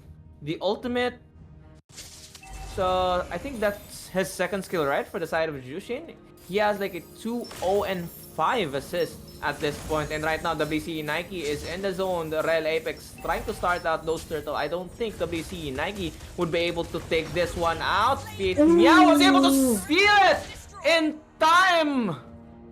A good steal for WCE Nike, and they were able to push down the bottom turret. W's in the books for that one. What a good move for them to find a way. Spin through the needle. AOG will not hit into anyone. Gets taunted out for the meantime. Back lane be controlled by Quattro. Crimson Beacon as well. Lantern Flares deployed. 2 members rising up to the top. Quattro's gonna go down. Crimson Crown's gonna be low on HP, being chased around by Jenny Kim. And now confused. Where does he go? Lantern Flare does not go in. Finley Cycle will chase around for more. Retribution will slow him down. Kram is still alive. I repeat, Kram is still alive. But back lane is gonna be Cian. Controlling down 2 members. Giakael will find the Lantern Flare. Controlling it down. He's gonna go down. And finds his escape is Cian. No, wait, can he have the dash? He is going down with the side of the Bravest Fighter. Now it's gonna be CC immune for the meantime for Fate Meow. Slash will be there to take down the life of the Fate Meow. This Iritel, that's 4 members down. Drain in exchange for 2. Advantage again for Real Apex as it goes forward every single time, Rackers. It was just too greedy for the side of WC Nike, even though they cannot fight, especially the heroes that they pick for the side of Real Apex were quite tanky. And Cian going down, they don't have enough damage to take down those jungle for the side. I mean, the Fredrin. Just because Fredrin was just quite tanky. That is indeed true. And that was really one sad thing to see, because we have seen the Iritel having at least 3/4 of his HP, but 1 Appraiser's Wrath. And he was already gone. He was like a fly being slapped out of the team fight. So that's pretty scary. The damage output that tank can deliver from this time, Fredrin delivered and dished a lot of damage, Trackers. And right now, in terms of towards the back lane, Quattro going solo, trying to burst down from the side of Team Real Apex. Glorious Battle has been used. Stun coming from the side of WC Nike. The repetition has been used. Cian was able to take down 1. Carter goes down, and Fate Meow on towards the back lane. Gilap would go down 2, and Real Apex would try to disengage for the fight and cannot fight WC Nike as they would take down this Luminous Lord, Dion. That is true, and quite unfortunate that the Lapu-Lapu was not in the vicinity of that clash. So they will be the ones who claim this Lord. Complete turn of events, because we expected them to actually rise to the top with the Granger with the damage output that he can have. But mind you, Granger actually has 0-3 on his name, while Fate Meow does have 1, but still 3 deaths. And both of these teams have been targeting the marksman of the entirety of this game, because we have seen Fate Meow die a lot of times, we have seen Carter die a lot of times, and Real Apex, they really can't fight without this Lapu-Lapu. Just like this, they're gonna go in for this time. Bravest Fighter really good here for the side. And it's Quattro being in front. And now Crimson Crab's gonna be low in HP. Will finish with it as well. Crimson Beacon, both of these ults committed and nobody dies. But the advantage part is WCE Nike, they have a Lord on their hands here, Rackers. It is in Real Apex who try to take this one down instantly, or would give down the bottom lane, would still survive and still sand, but they're trying to pressure on towards the top lane, trying to pressure everywhere on the map that they can, and WC Nike would play it out carefully. They would just try to play it out carefully, because if they would be too greedy at this point, Real Apex would punish them. because of the high burst coming from the side of Rel Apex and WCE Nike would just try to look for those mistakes again and again. That's true. So now, 7-11 still. Towers destroyed. And this is what we talked about from earlier, Rackers. One crucial mistake could turn the tides around, and it has happened. Real Apex had a very, very big lead, but not having that Lapu-Lapu during that clash led them towards their downfall in that position. So now from a very high gold lead, it's now WCE Nike that has the gold lead. It's 2K on their name, and it's 7-11 by the way in the scoreboard, but still, they're the ones on the gold lead because of the tower takedowns and the bounties that they have taken from the heads of the members of Real Apex. Indeed, and right now, like we've seen Rel Apex controlling the map earlier, but WCE Nike is just everywhere, preventing Rel Apex taking down those buffs and pressuring the middle lane. Especially the middle lane would be the one last standing turret outside of their bases. That's true. Last tier 2 turret left here for Real Apex. WCE Nike, if they can just find more setups like that, they can offer Quattro to be the front man, dish out the damage to Quattro. It won't matter because he has the Infernal Pursuit. He can just jump in and out during those clashes. And once they can actually dish out the damage to Quattro, their positioning will be vulnerable. They can catch up like what happened to Carter from earlier. He was too confident that in front of him was Jenny Kim, but Cian can just jump in. Fate Meow can just jump in with the heavy crossbow. They can reach them with the real world manipulation, and that's something that you need to be scared about in facing against a lineup that WCE Nike has. It is, and right now, WCE Nike taking those buffs, preventing Fredrin securing them. And I feel like they're just gonna be baiting out the Luminous Lord or trying to wait it out to respawn and take down. And would try to push all of those lanes like they've been doing for the last match. As per Rel Apex, they would be able to try to zone out instantly on towards the Luminous Lord because it is expected. You need to take this Luminous Lord in order to win.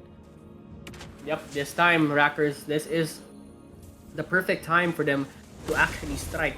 WCE, Nike, and Real Apex, they need to find those complete positionings, but as it matters the most, the pause will actually happen in this game.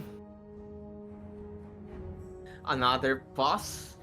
It must be technical difficulties as of the moment, but I feel like Rel Apex knows on where WC Nike is, but they just have to look this Joy and Erithel waiting patiently, because if Joy could penetrate the back line, Rel Apex would go down instantly.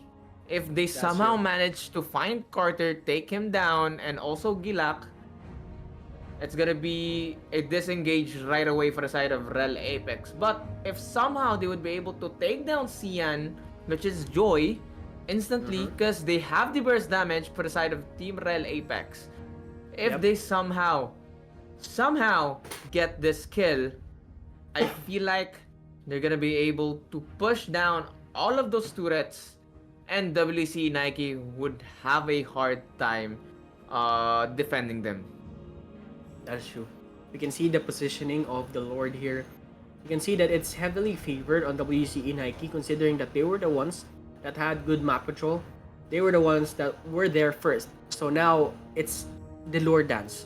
Whether you put someone away to actually divert their attention from WCE Nike, or Real Apex will just outmaneuver them, maybe wrap around the positioning, maybe try to find a target. That's the game right now.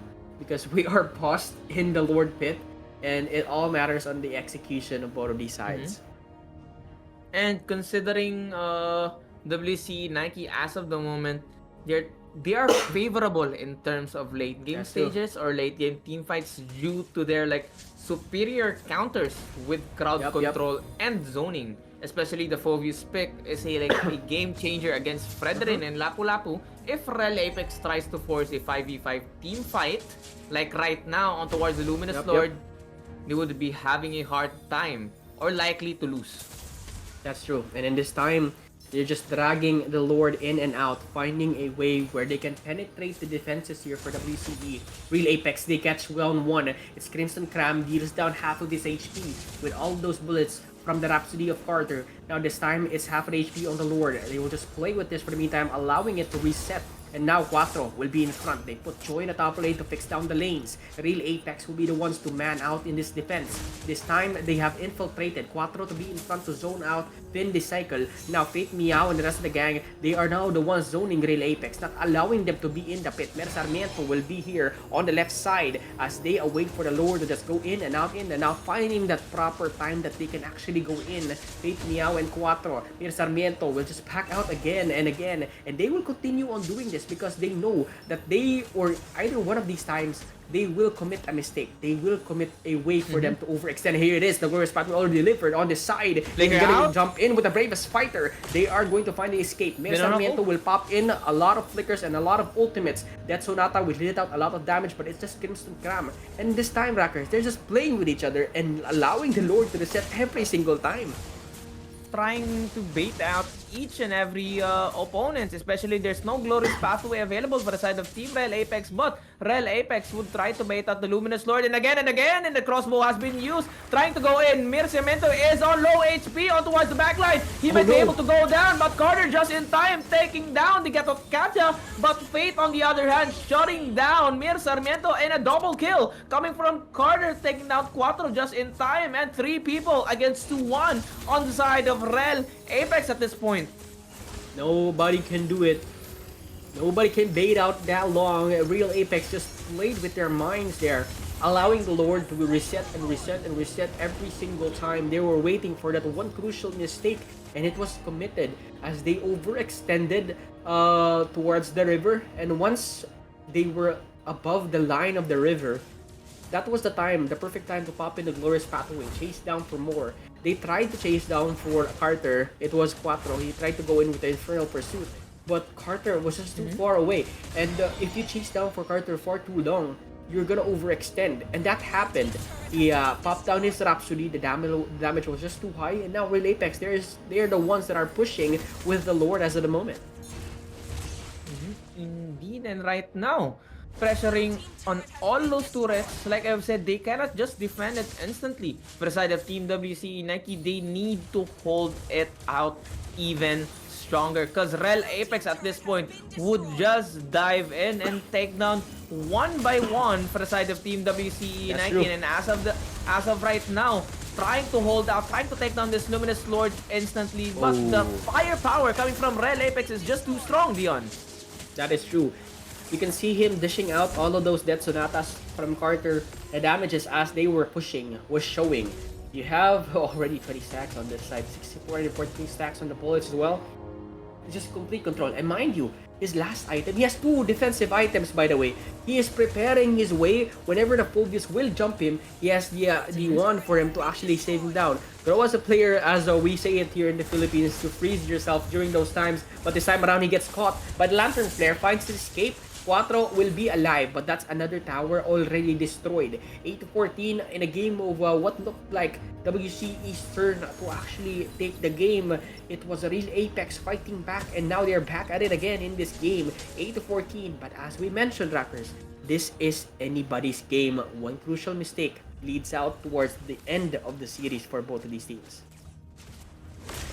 55 seconds. Would the Luminous Lord respawn? I feel like Rel Apex would just wait it out patiently, and WC Nike would go for their last stand. I wouldn't try to contest this Luminous Lord, especially this is really a strong Luminous Lord right now. A level 3, right? Yep. Level 3, yeah. Level 3. So it's quite stronger. Yeah, okay. Because Muton actually... Oh no, it's level 4 because Luminous now starts even at level 1. That's a very, very good update. So now, in this game, Rackers, 8-14, finally, an 18-minute game on our hands, folks. This is something that you talked about where would they fight the Lord Pit, and they will actually. They're going to be the ones to start it up. They're going to be the ones to be there already in that position. But Joy, I think he's too far away. to try to help in the clash. But I feel like he's gonna push out the top lane, trying to bait out and force Rel Apex to recall on towards their bases. Yep. Because on this time, if they can get caught, like Quattro, he's being caught by the Lantern Flare. That Sonata's already being dished out. Taunted down for the meantime, and look at the backside being controlled by Mercermiento. Quattro's already out of this clash, going down for more. Fart Meow will just farm his way in, out. Actually, Cian, he is finding his way out as well. Flickers into safety. Lantern Flare is going to be there as well. The burn, is it enough to take him down? He's chasing down for more, but Cian finds his escape. But in exchange, it's going to be Real Apex to take down the Lord for their own sake. They take down 2 members from WCE Nike and Real Apex. 1 Lord, 2 kills. This could possibly be it if WCE can't defend this any longer. That was the last stand for WCE Nike. I feel like this might be it at this point, but somehow if WCE Nike would get a miracle pull off, it would turn things around instantly. That's true. Because they're trying right now to push down and pressuring the bottom lane. Yep. Now, Rackers, this could be it for them, with the Lord marching from the top side, creeps minions as well marching from either side. They could possibly go in and possibly find the ending towards this series. Real Apex, can they find it? Because they struggled in the game number 2. They're gonna go in. Crimson Cram and Fate Meow will be the ones at the top side. Heavy Cross already committed here. They're gonna go in. Glorious Pathway? And now Glorious Pathway committed. They want to go in. Facing down for the backside. Real Manipulation will be there as well. AOG will hit none. Backside being controlled. But Kram is just far too tanky at this point. He's gonna go down. And no, Fate Meow is the first one to go down for the count for the side of WCE. They're chasing down for more with Infernal Pursuit. He's sustaining Mia Sarmiento. 1v1 upon the back lane. Quattro's alive still. 3 members already down. Quattro, the living man, the living legend for WCE, is still alive. And that was really awkward. That was really awkward because Fate Meow died first. Still, they survived that clash and defended their base here. Oh my god. You were able to pull off the miracle, Dion. I feel like it was it at some point, but the mistakes created coming from Real Apex wasn't really a good idea for them. They were just trying to go one by one, but WC Nike was just too firm, especially Phobius, hammering down each and every one of Real Apex, giving a significant advantage for the side of WC Nike. It was really, really awkward of what started there because they didn't have damage. I mean, they did have damage, but most of their damage was already gone. You had Fate Meow already down for the count. They actually committed the real manipulation as well. So I was expecting that, how can they do this? But still, Quattro showed this game during those times. Infernal Pursuit slamming every single one of them. And as it happens, look at the top side. They caught someone, and that someone is really important. AOG committed here for Jenny Kim. Bravest Fighter is there as well. They're chasing down for the back line. Revitalize to heal down everybody. Cian's low in HP, does have the immortality though. He's still alive. No, Crimson Cram being taunted down. Reward Motivation completing down Fin this cycle. Alive for the meantime, but Quattro's there, controlling down 2 members as cycle goes down. Gilak on the backside. Hayel, can he chase down for Quattro? But no, Crimson Cram is left alone. They're gonna chase down with the Bravest Fighter. Jenny Kim is gonna be here, but Carter and the rest of the gang, they're gonna disengage as the Lord. Gilak, no, they need you in this clash. He's gonna go down as well. 2 members out as the Lord spawns, Rackers. WCE single-handedly punishing Real Apex one by one, and I don't think if WCE Nike decides to take this Luminous Lord, Real Apex is gonna be having a hard time contesting it, even though they are really quite tanky heroes and they have the damage output that they need. I don't think they're gonna be able to survive at this point. Yep, and if they do, it's gonna be a very crucial one, because if they lose more, it could be a comeback game. Mono Cram is gonna get caught in the fray. Low HP, but still, that's a good trade to claim the Lord for yourself. They're gonna be alive, members from Real Apex, but once they are all completely alive, the Lord will be here. But the main problem here, Rackers, is that even with the Lord in the hands of WCE Nike, the base of WCE is still open otherwise. I mean, they still have 3 turrets at this point, but if somehow they're gonna be able to pressure the top lane and bottom lane, but Rel Apex would try to front this Luminous Lord, be able to take it out immediately. But mind you, this is a level 4 Luminous Lord, and the more levels to it, the more damage and the more tanky the Lord is. That So is Rel true. Apex must be able to burst it out immediately. Because Yep. WC Nike is all over the map, pressuring the top lane and bottom lane to split out Rel Apex.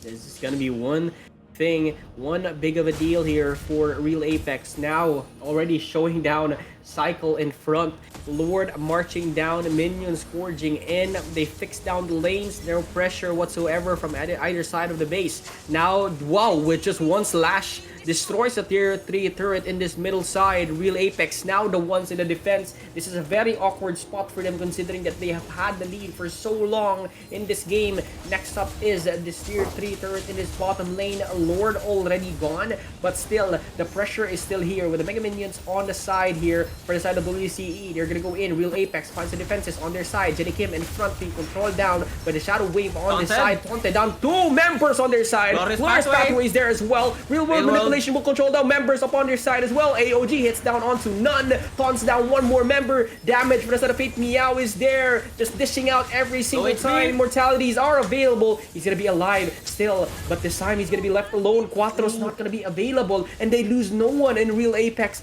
Now WCE are the ones to disengage. That's 60 seconds without Quattro and his Phobius Rackers. Rel Apex stand firmly on towards their soil. They're not trying to back down. It's like they wanted this win. They want to proceed this grand finals match, and WCE Nike is forcing out, but Quattro is down for another 35 seconds. It's gonna be a 5v4 situation on towards Rel Apex. They do have the advantage around here. And if they force this one on towards WCE Nike, I don't think it is a good idea, Dion.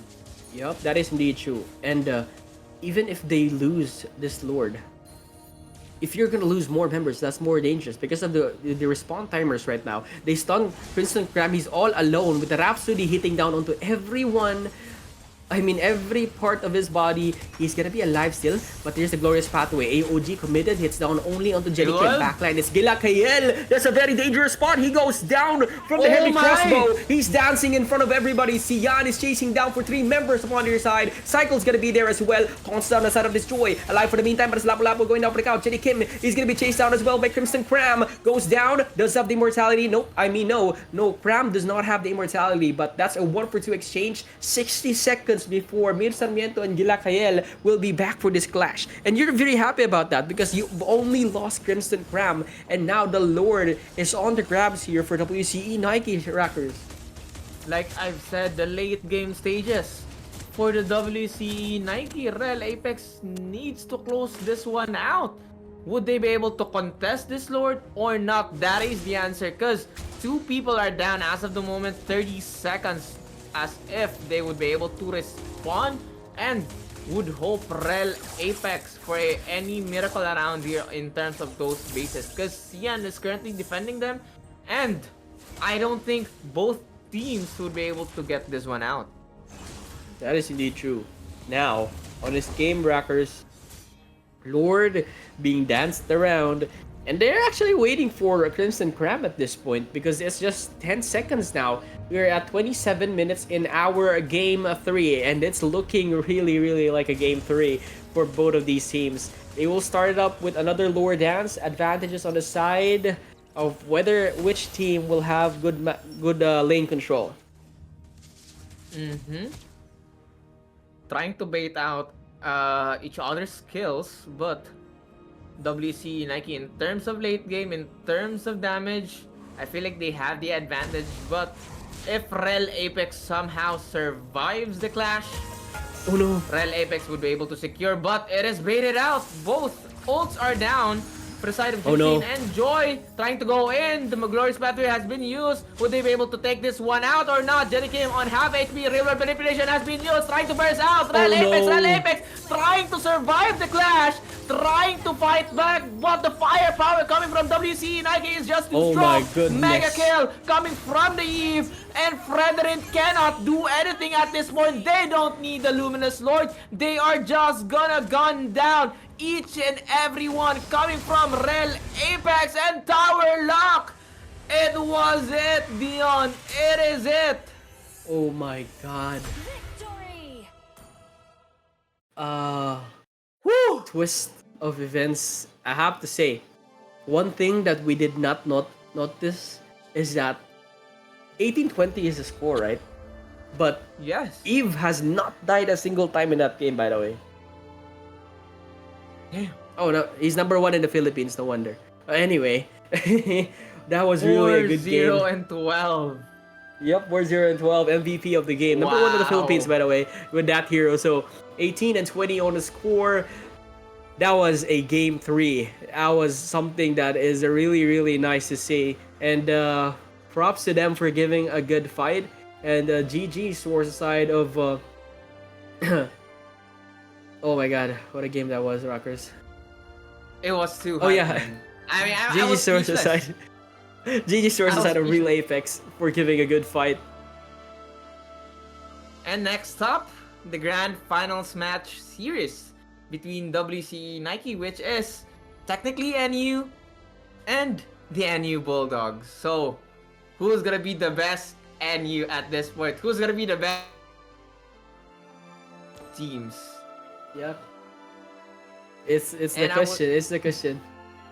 Sorry, I got And disconnected. once again, Dion, we would just like to thank our partners for the Drop Zone Campus Legends, especially for the Philippines Country Qualifier, the organizers, Cyber Athlete Collegiate Association, didn't forget and something our important during academic today's partner, patrol. Esports Academy, official partners.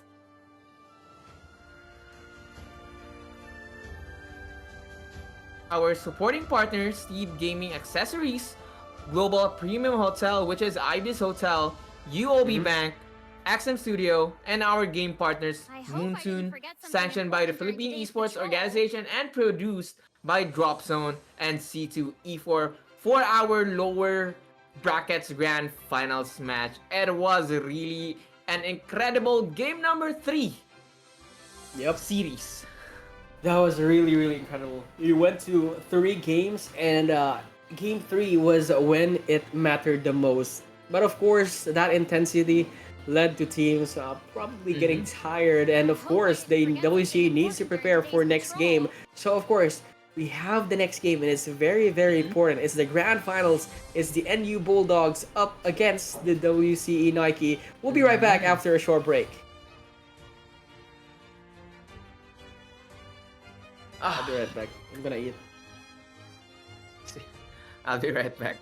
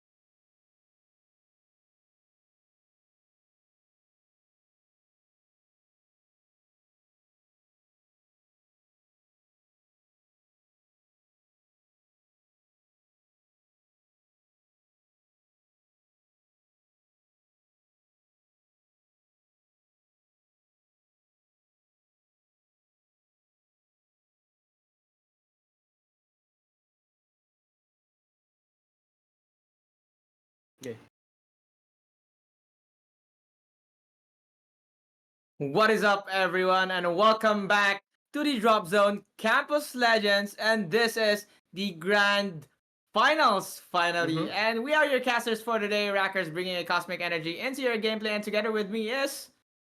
My voice, your gameplay. This is Dion. Still, we are now on our grand of finals records, something that we have been waiting for the entirety of our tournament. This time around, they're facing one of the most strongest teams in collegiate esports. We have NU Bulldogs and up against the side of WCE Nike, and quite notably, the Mm-hmm, tags here for WCE are actually NU as well. So this mm-hmm. could possibly be an NU versus NU game for our grand finals records. It is indeed. And I am really excited for today's match, the final series of our Mm-hmm. Philippine country qualifiers for the Drop Zone Campus Legends. And without our partners, it wouldn't be possible. So we'd like to Yes, thank the sir. organizers, Cyber Athlete Collegiate Association, with our academic partner, Esports Academy, and official Mm-hmm. partners, Singapore Tourism Board. Yes, of course. And now we have our supporting partners. We have Steed Gaming Accessories. We have Global Premium Hotel, which is Ibis Hotel. UOB Bank, XM Studio, our game partners, which is Mooton, and later on for Capcom of Street Fighter as well after this one. Sanctioned by the Philippine Esports Organization, which is PESO. And this is produced by Drop Zone and C2E4. And of course, they have been giving us a very, very good live stream, I would say, Rockers. Mm-hmm. And we actually we casters when we see our screens. There are other times where it's a bit laggy, it's a bit delayed, but this time around, the producers for this event is actually quite notable. They have a very good screen provided for us, very good assets, and very on the time. Most of the time, this is very very good for them actually, Rackers. Shout out to Seren. Actually got it. Actually got it, sir. And so, finally, the last series for today's matchup between the WCE Nike coming from the bracket grand finals up against the Rel Apex a while ago, and it's gonna be the NU Bulldogs. Like you've said, a really strong competitor in terms of Yes, sir. international games and national games. And so far, Dion, what do you expect on today's matches? Especially NU Bulldogs are known to be quite good, especially on aggressive lanes. That's true, and it's something that I would look forward to is watch them play. Is I think most of them already know each other's gameplay because WCE already has a tag of NU, and possibly they could be playmates. Like they could go for Mhm. scrims with one another every single time, and now they've reached the grand finals where they will face each other. So both NU teams, possibly, I'm not pretty sure about that Mhm. yet. Comment down below if they are also NU an NU team. But to expect is that they would have to go outside of comfort because comfort is something that both of these teams have Mhm. actually are pretty familiar with. Whenever it comes to draft and gameplay, they both know how each other plays, and Mhm. they need to adjust to that. So they should go out of comfort with this one, or either not rely entirely on comfort, maybe adjust to it. Could be the word. And this time around, NU has been quite notably known as a team that has been dominated in college esports. So it will be quite a challenge for WCE. But of course, this is the grand finals. They made it this far, so the chance is there as always. Mhm. Eres indeed, especially NU Bulldogs has a lot of experiences and made the best NU wins. I think, especially WC have been using the NU tag That's name. true. So who's gonna be the best NU or the best? I feel like WC Nike comes from the NU, but let's see who's gonna be coming out on top and representing the Philippines on our Philippine country qualifier, Dion. That is true. And what are your expectations for today's match? Well, I would expect that it would, because we've been to a game number three from a previous series, WC, and Mm-hmm. of course, what was the other team? Real Apex. So possibly this could go for a game three again, especially when it's a grand finals. It's a battle between the strongest teams in the tournament. So in the Philippines, so whoever wins will be qualified and represent the Philippines for the Campus Legends in Singapore. By the way, whoever wins this one will travel to Singapore and play there for the main stage of the tournament. So hopefully us two will be traveling there. Shout out to the organizers. Hopefully. And I feel like for today's matchup on our grand finals, it's gonna be the NU Bulldogs as the favorites. Especially they came out from the upper brackets, dominated the upper brackets, and they haven't lost a single games, I think. Especially NU Bulldogs are known for their MLBB playstyle. So yeah, NU Bulldogs might be the favorites at this point, especially their expected playstyles kind of like exhibits the Filipino MLBB pro players with That's the true. aggressive to early on towards the mid-game rotations and the high mechanical skill. But as per WCE Nikes, they're kind of like the underdogs, especially coming out from the lower bracket grand finals, and they've known their mistakes, they know how to adjust, and they have gimmick strategies. Like, especially their lineups are pretty much different from the other ones, but the strategies they've created are unconventional, especially the hero picks. That's true. So Rackers, again, they will ban out the Angela because you don't really want that Angela to be in the pool. And as you've mentioned, when they are influenced by the Filipino meta, like MPL and every other thing, or in our pubs as well, they can observe that Angela is always one of the strongest heroes in the meta as of the moment. So you don't want that to be present in your game. So banning it is the most important way, especially for a grand finals. It is indeed. And right now, Dion, we have a Phobius ban and a 1-1 ban, and we've seen it a while ago, and especially Phobius tanking the damages and hammering down enemy teams and 1-1 on towards the later game. And I feel like for the side of NU Bulldogs, they're gonna be trying to opt in for the early stages. They're trying to control from early to mid, especially WCE Nike will go for the later game stages. But NU Bulldog, Estacio picking out the YSS, and Kalea is still open, Dion, as we've seen a while ago. That is true. Having the YSS on your side is really, really good. We have seen this in game number 1 from the previous series. However, it did not work out, but the impact that it did was pretty evident. So this time around, they will have it for the side here of NU.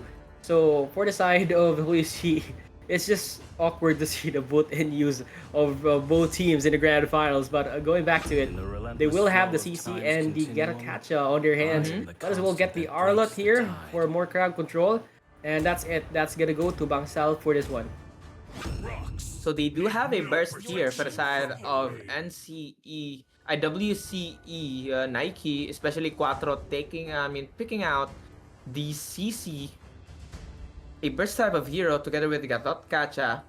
But on the other hand, a backshot pick for the side, I forgot this name is, but an Arlot pick also for the side of NU Bulldogs.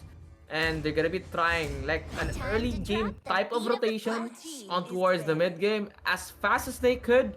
They would be able to rotate from the top lane on towards the bottom lane, and WC Nike needs to watch this one out as of their play style is trying to hold off and try to get for the late game, especially they know how to convert the late game onto their win. That is indeed true, Rackers. So right now, they're banning the Selena.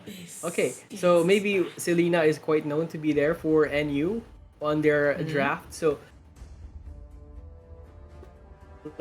let's see if banning that Selena. I mean, Joy is in actually. My bad.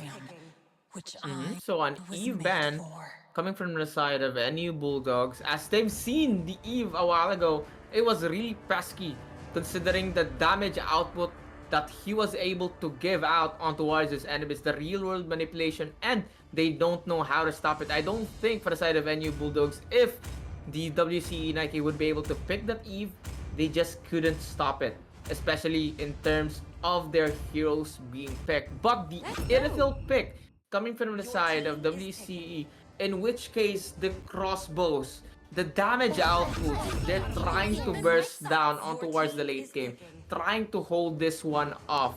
And as per NU Bulldogs, they Mhm. just need to stop WCE Nike on reaching the late game stages. Because basing off on towards their heroes right now, the team composition, they would be able to control the early and mid game, especially with that Ruby and Kimmy on their mage. That is true, Crackers. And this is what I was talking about. So now it's a flex pick for NU.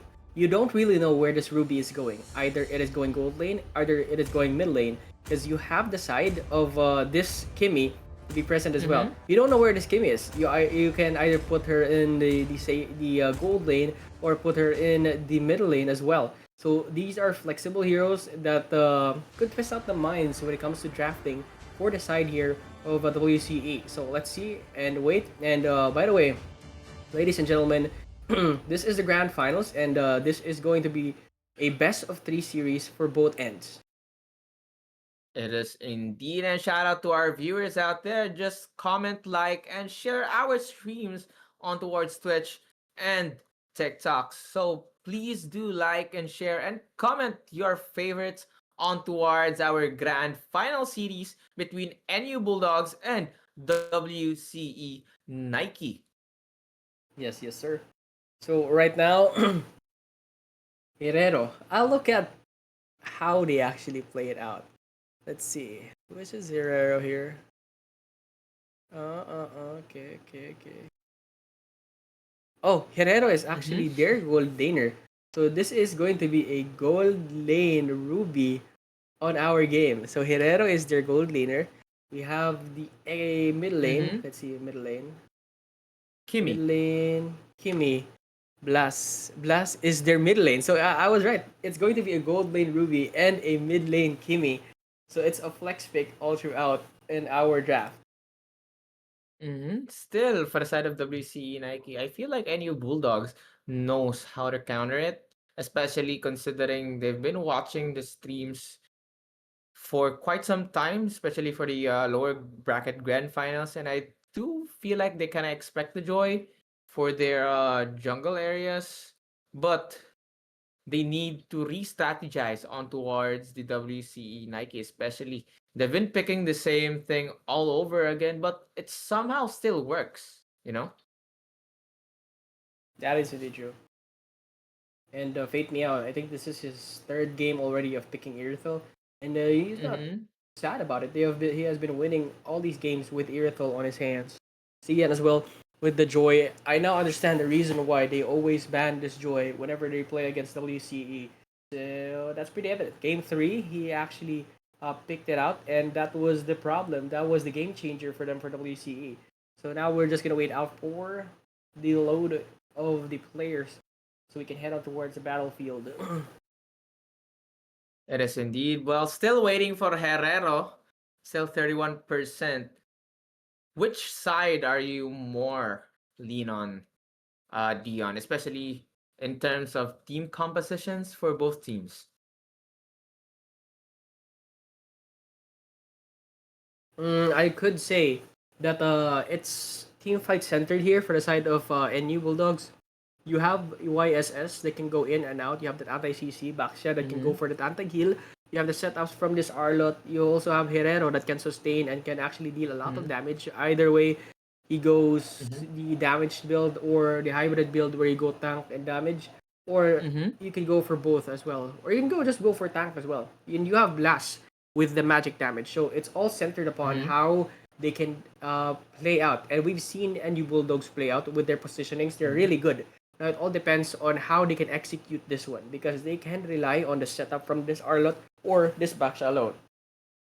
Mm-hmm. It is indeed because as per WC Nike, like they have the area of effect, the crowd control, the late game burst composition. Because we've seen the previous games they're trying to go for the late game. So their composition always late game burst composition. it is a solid composition built for like crowd control, like peeling off their marksman, devastating the late game damage. Even though like their strengths, they're dominant in terms of CC, especially Gatot Kacha's ultimate combined with Savior's ultimate and the massive area of effect control that they can complete to stop the NU's dive. So they may be able to stop in terms of diving if the NU Bulldog decides to. So it is quite dominant in terms of crowd control and the safe scaling for Team WC Nike, especially Irithel, a terrifying late game marksman. We've seen it and it is really, really troublesome. The damage that the damage that she gives to his opponents, and with Gatot Catch's peel and Savior's long range assist, she can farm safely and dominate the final phase of the game. So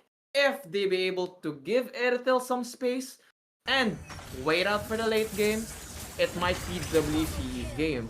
And especially also, Joy's dash, a high mobility and damage, is excellent for chasing down and escaping dives. And lastly, CC's an exceptional XP laner.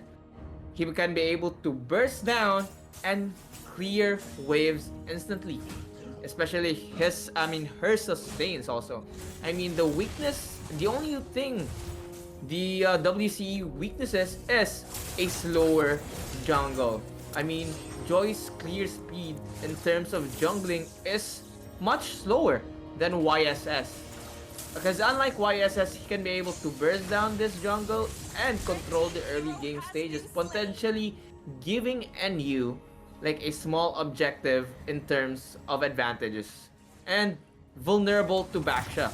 I mean, Baksha's anti-heal directly counters the sustain that Joy and CC rely on in extended fight. So what are your thoughts about it, Dion?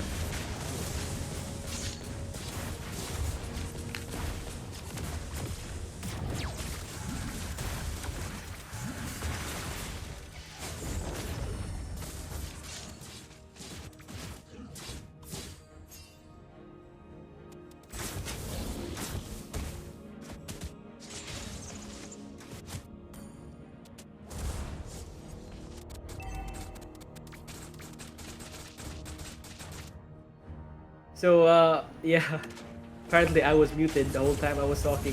But we are now back to the live stream. Apologies for the technical difficulties from earlier. And we are now back on the live stream. So, back to the ball game. It's 4 minutes in towards the game. 1-2 on a standing. And it's only no goal lead whatsoever.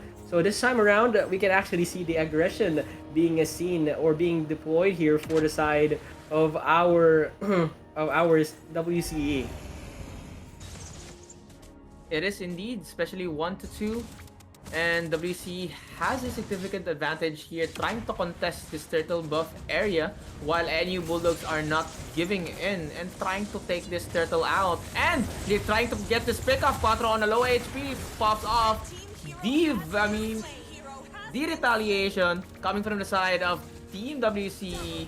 Low HP on the other hand. Double kill coming from the NU Bulldogs. And it's gonna be a 1-4-3 trade in a 1-4-2. 1-4-4 trade on the side of WC. On the side of NU Bulldogs. Yes, sir. So that's 5-3 on the standing, and as we can see, NU Bulldogs, as of the moment, they're the ones to take the turtle down, find a more map control. It's 5-3 still. In our game, we can actually see that Pilas has been rotating around quite frequently. They take down on the bottom lane. It's gonna be Quattro being targeted down. Kimi Pilas will rotate around and take the kill, and that's one kill going again to the side of NU Bulldogs. Meanwhile, the side of WCA Nike is just being outmaneuvered in terms of movement being created here by NU Bulldogs. That is indeed, and right now WCA Nike trying to find a way to still control on towards the specific key areas like the Little Wanderer and the jungle areas, but NU Bulldogs just couldn't stop rotating at this point because they know they have the movement in terms of rotation on towards WCE Nike, because WCE Nike cannot just support their teammates just in time. That is true. 6 minutes into the game, 60 seconds before this turn will spawn, it will begin down. And look at how well they control their map here. Whenever they see someone showing or having to be too deep in the lane, they actually manage to rotate around fast. Look at Estasio, he's already at the bottom lane. After seeing the Iritel was too deep in the bottom lane, they rotate around, create more zone in this game, and now they're pushing the top lane. He's all alone with the side of Pakulan, with a buddy system being deployed here by NU Bulldogs. It is indeed, and right now NU Bulldogs tried to pressure the middle lane, but WC Nike was able to respond just in time, defending their middle lane turret, especially middle lane turret. Significant push is quite easy to push with, especially the shorter path. And right now, Pakulan trying to zone out WC Nike as 10 seconds, our turtle would respond. That's true. Now the position is on the hands of Bangsala with his Arlot, and now WCE Nike will try to outmaneuver this one with a control down with the side of the Plasma. Will not get anyone. Quattro will find his own escape. Crimson Cram will be low on HP. Turtle will belong to the side of NU Bulldogs. Such clean gameplay being seen here. Ladies and gentlemen, this is what a championship caliber team can deliver in a grand finals game. Indeed, and right now, WCE Nike is really struggling as of the moment. They cannot respond.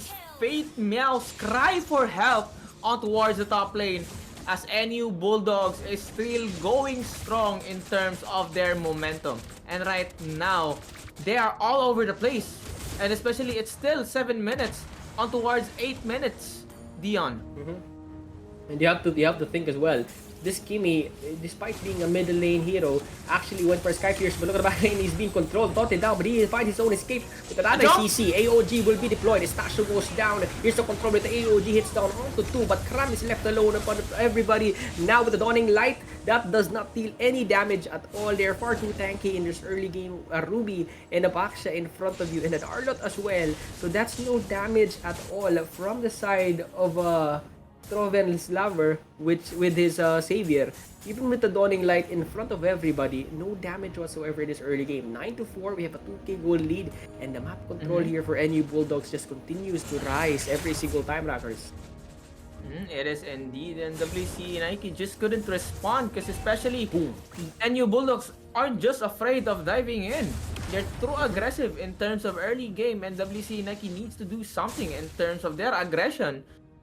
And 30 seconds, we have our Luminous Lord be able to respond, but the YSS space in terms of farming the jungle areas and pushing down the keep waves. I do think the jungle for the side of NU Bulldogs has a significant advantage in terms of Joy. That's true. And look at the top side. Look at how pesky Bangsal is, and as well as Pakulan. They can just dive in anybody that they see. They know that they have the anti-heal. If they want to go for the CC, they can go. They have the anti-heal from the Turtles Croissants from this Baxia. Just like this, they jump at the backside, looks for the final slash, catches no one. Bagsal pops in the flicker to find the safety. And now with the yo-yo blitz, he will go down for the count. Back lane being controlled. Estasio being chased around by the Song of Cyan. He goes down with the dawning light, hits down onto 2, taunts down. Revitalize is there to heal him up. Herrero's gonna go low HP. Ruby's left alone. He's gonna go down. Pakulan is left. The only man left alone in this fight. Can't find the role at all. So that's 4 members down the drain. WC Nike outmaneuver their positionings here for NU Bulldogs. A great strategy on towards WC Nike, and especially they're trying to take advantage of the positioning coming from the side of NU Bulldogs, because they've seen NU Bulldogs position and it was out of place, and WC Nike was able to take this advantage and convert it onto some kills and winning on those clashes. And right now 4 people were down on the side of NU Bulldogs, and WC Nike was just able to respond just in time, and it's gonna be a free Luminous Lord for the side of WCE Nike. That is indeed true. That's 1 free Lord for you, and this is what happened in that game number 2 from the previous series, where they just outmaneuvered or like adjusted towards the playstyle of their enemies. And this is what I talked about earlier, where they shouldn't rely on comfort just because it's their sister team. They should adjust to it, find their ways out where they can outdraft them or outmaneuver them in terms of execution. And just like this, WCE Nike found their way, found the kills on Estacio. It was an overextension from Bangsal, and they actually capitalized on that. And because of that, they now have a Lord on their hands. Now they're the ones on the advantage, and they're the ones pushing on the lanes. It is indeed, and right now, on towards the side of NU Bulldogs, they just couldn't respond or defend their turrets just in time. Because, like I've said, a free Luminous Lord and WC Nike has the mid game advantage right now. Another pause, I think. So, how will WC Nike punish NU Bulldogs again and again? Because NU Bulldogs just wouldn't stop playing aggressively, I think. And That's true. WC Nike, in terms of goal, they're leading significant. I mean, not quite significantly. And as NU Bulldogs are trying to close in the gap. So, I feel like this is going to be an easy burst down on towards the Luminous Lord level 1. So, still, NU Bulldogs has quite the chance in winning this game number 1, but WC Nike on the other hand knows they have the momentum and they have the upper hand against NU Bulldogs. That is true. So, WCE Nike, on the other hand, if they can just do that continuously, where they know that NU Bulldogs play aggressively. You have Bangsal and you have Pakulan that can just jump in at any single time. If they can do that, what happened from earlier, where Bangsal actually jumped in towards the CC and couldn't find the final slash, at scenarios like that, it was the moment where they made a mistake. Let's capitalize on this one. And that's what WCE Nike did.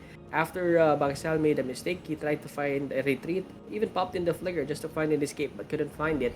And that's where the AOG comes in. Crimson Cram with a complete entry. You have Quattro with the Yo-Yo Blitz chasing around with heavy damage, actually. Despite being 1-3 and 3, he has damage in this game. He has deployed it on the side of Bangsal. So, they just need to capitalize on all the mistakes that NU Bulldogs can do in this game, especially as they are a very aggressive team.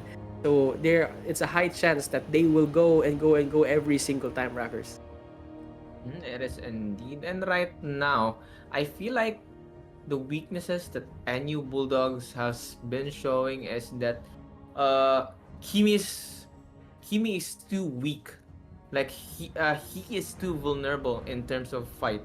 So if somehow WC Nike would be able to punish Kimi just in time, because NU Bulldogs is showing that Kimi has this significant damage, especially 7 to 1. 7 kills and 1 death. So if they try to take down this Kimi, I feel like WC Nike has the advantage always. So they need to target this Kimi just in time for them to be able to win those significant fights for the side of WC Nike. That's true. Now they are going to be the ones that will be pushing in the bottom lane. This is going to be scary considering that we've seen what happened from earlier, where one mistake led to a near full 5-man wipe. They do have a Lord pushing with them, and they are going for tier 2 tours, Rockers. It is indeed, and right now, for the side of NU Bulldogs, it's just an easy Luminous Lord. Because it's still level 1 and it's easy to take down with.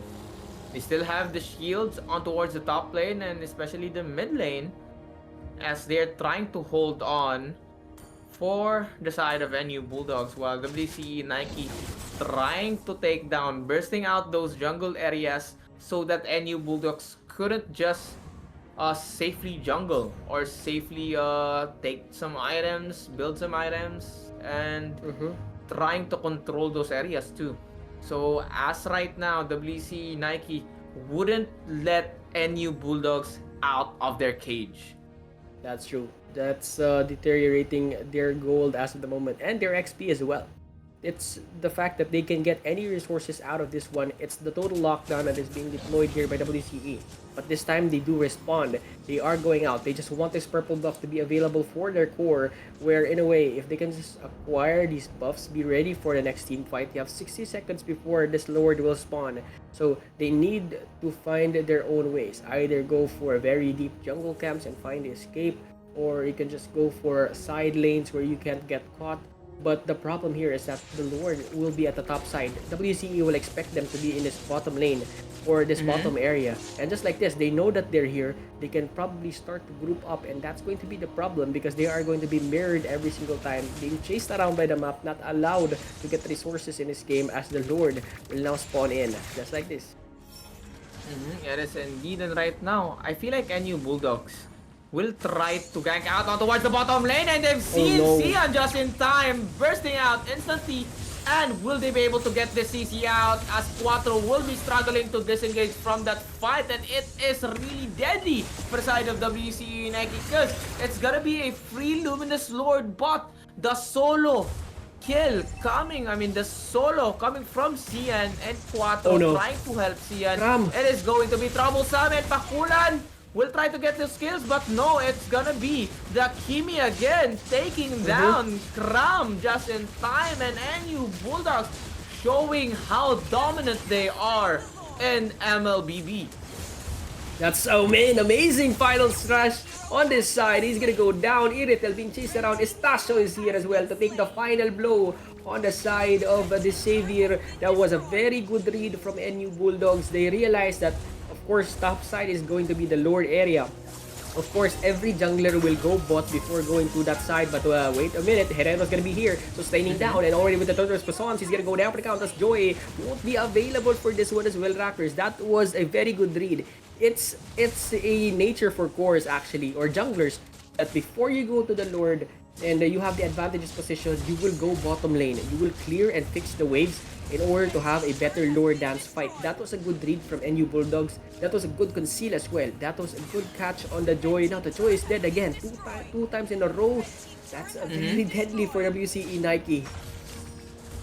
It is indeed. And right now, Dion and New Bulldogs are knocking in on towards WC Nike. Try taking down Kram just in time. Is Blast giving out the damage, and they need 11 to 1, and WC Nike would be struggling to defend it, and NU Bulldogs wouldn't be too greedy or risk something so that WC Nike couldn't get any further kills as of the moment. And right now, WC Nike will look for kills, but NU Bulldogs showing again how dominant and superior they are.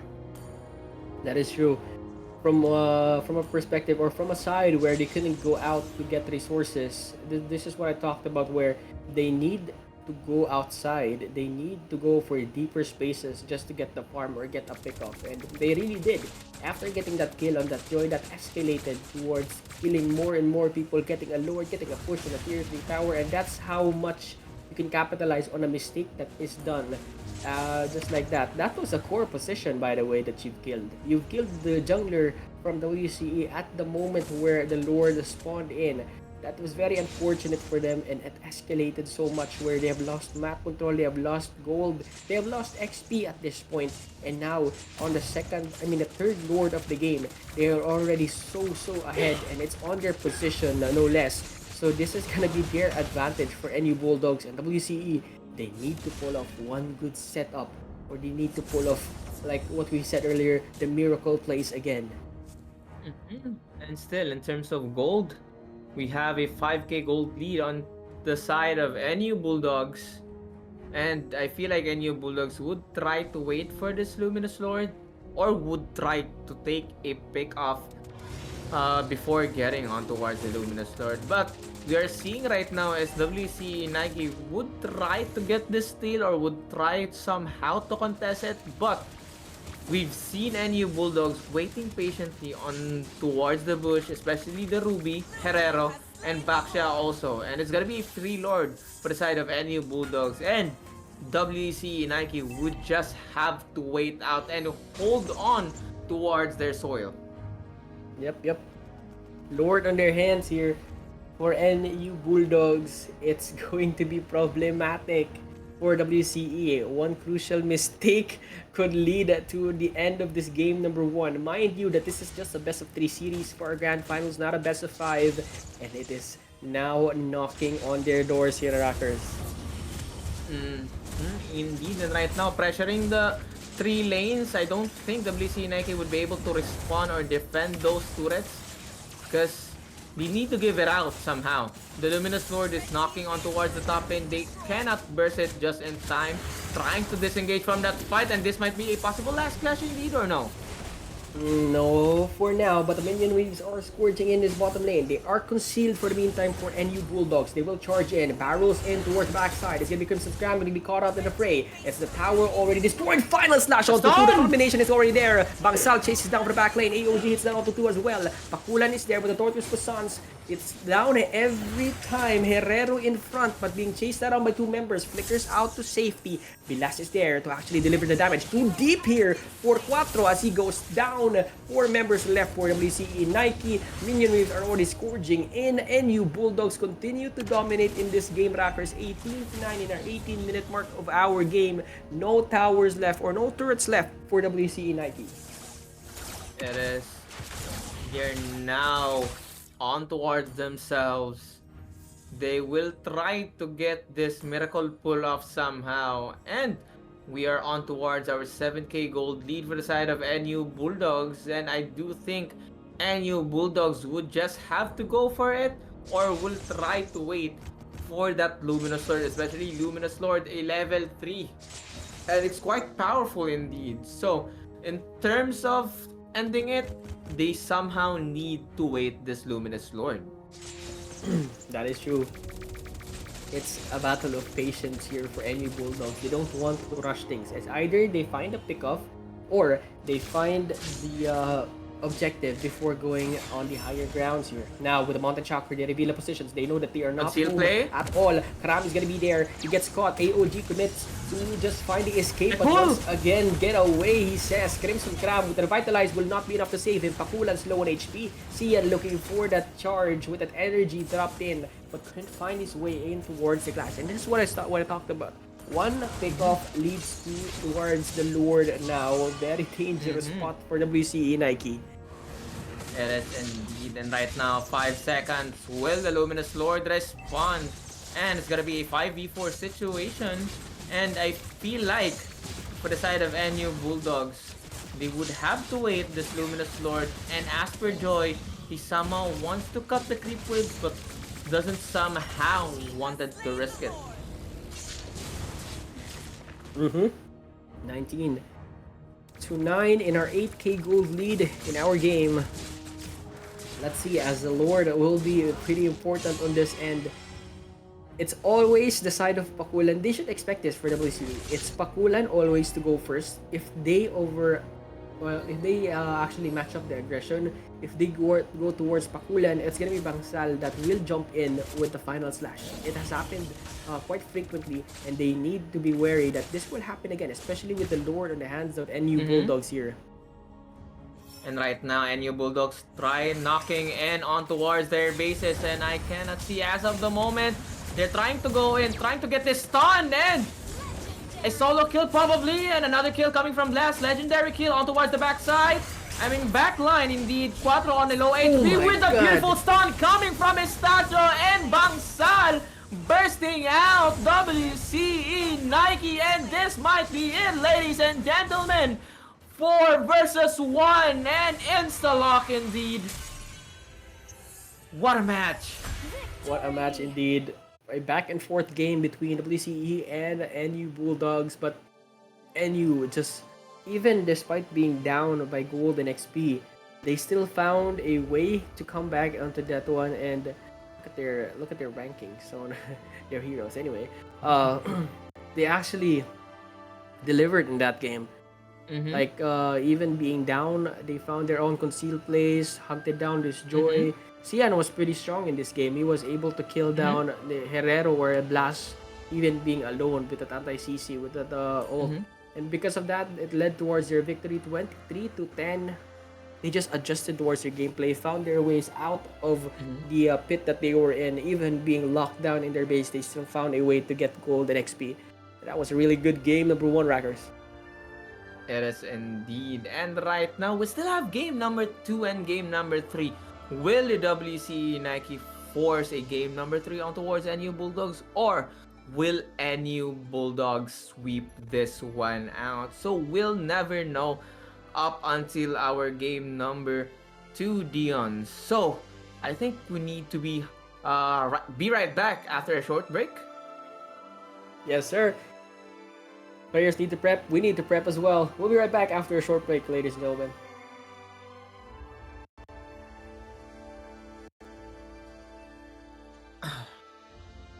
Ayun, nilarak ko.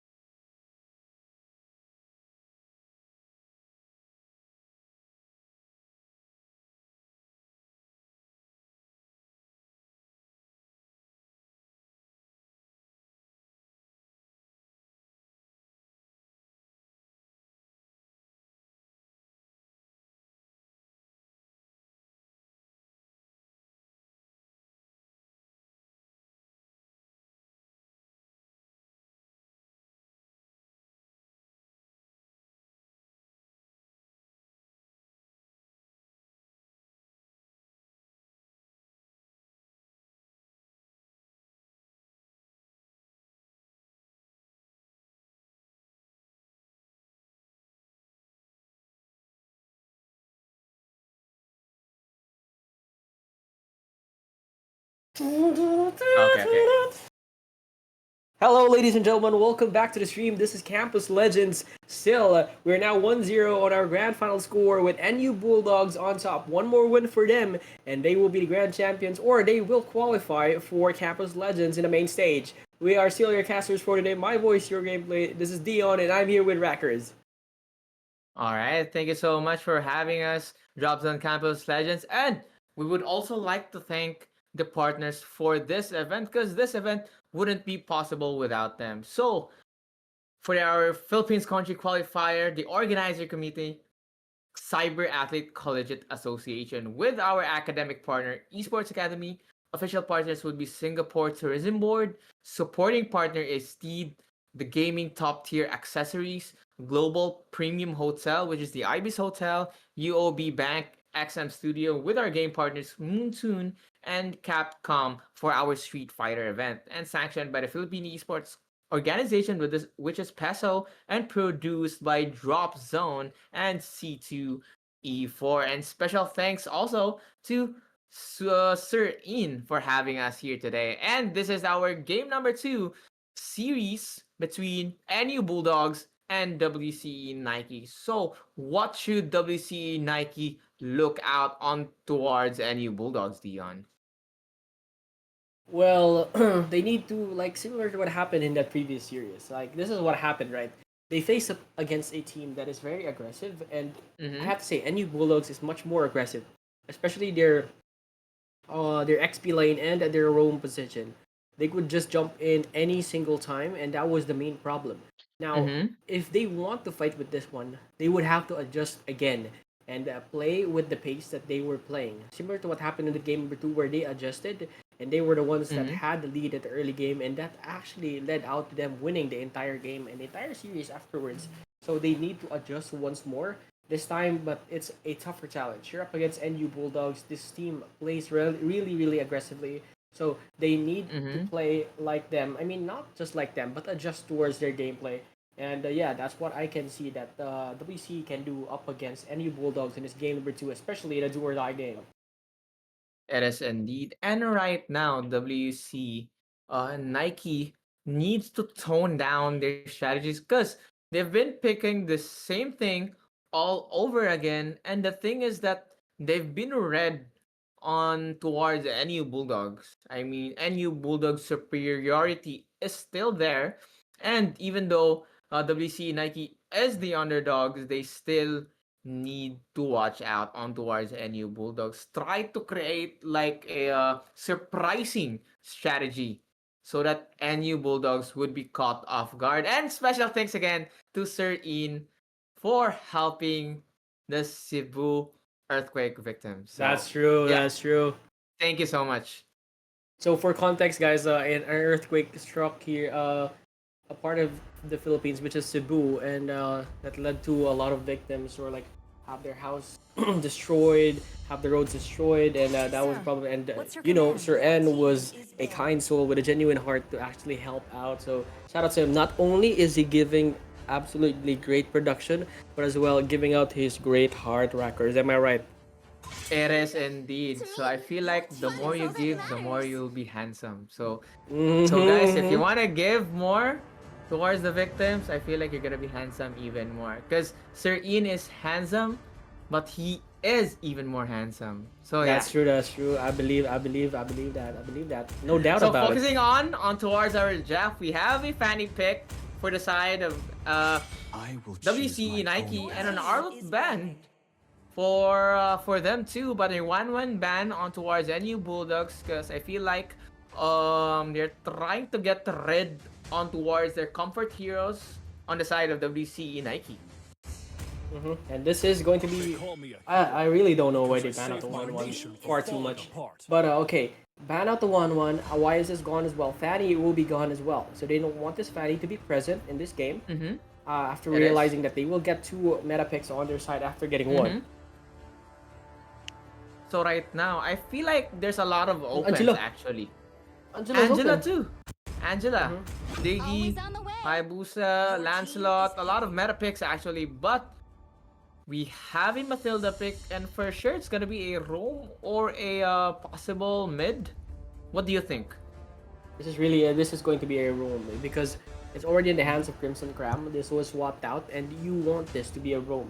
It's so hard to actually deliver this as a middle laner. So having this as a roam is really good. And this is what I talked about, where they need to match up with how fast or how well they are or how aggressive they are in the previous game. Matilda is the one that can give you the way. It can actually give you the guiding wind to match up with their pace or match up with their aggressiveness. It can either give you entrance towards team fights or give you escape towards team fights, and that matches out how well they played from the previous game. So the WCE now will play that Matilda and as well pair it up with a team fight deteriorator. This is going to be a Phobius and a Zushin on their hands. That is indeed. And right now, they haven't still picked an Angela yet, right? So I feel like for the side of NU Bulldogs, I'm more inclined on them picking out the Angela, but in terms of their rotation and playstyle, I feel like they're gonna be opting more on towards the aggressive lanes. And especially on how would they be able to rotate really fast and be able to take those pickoffs. So right now, we do have a Joy for a fast mobility, and especially together with Selena.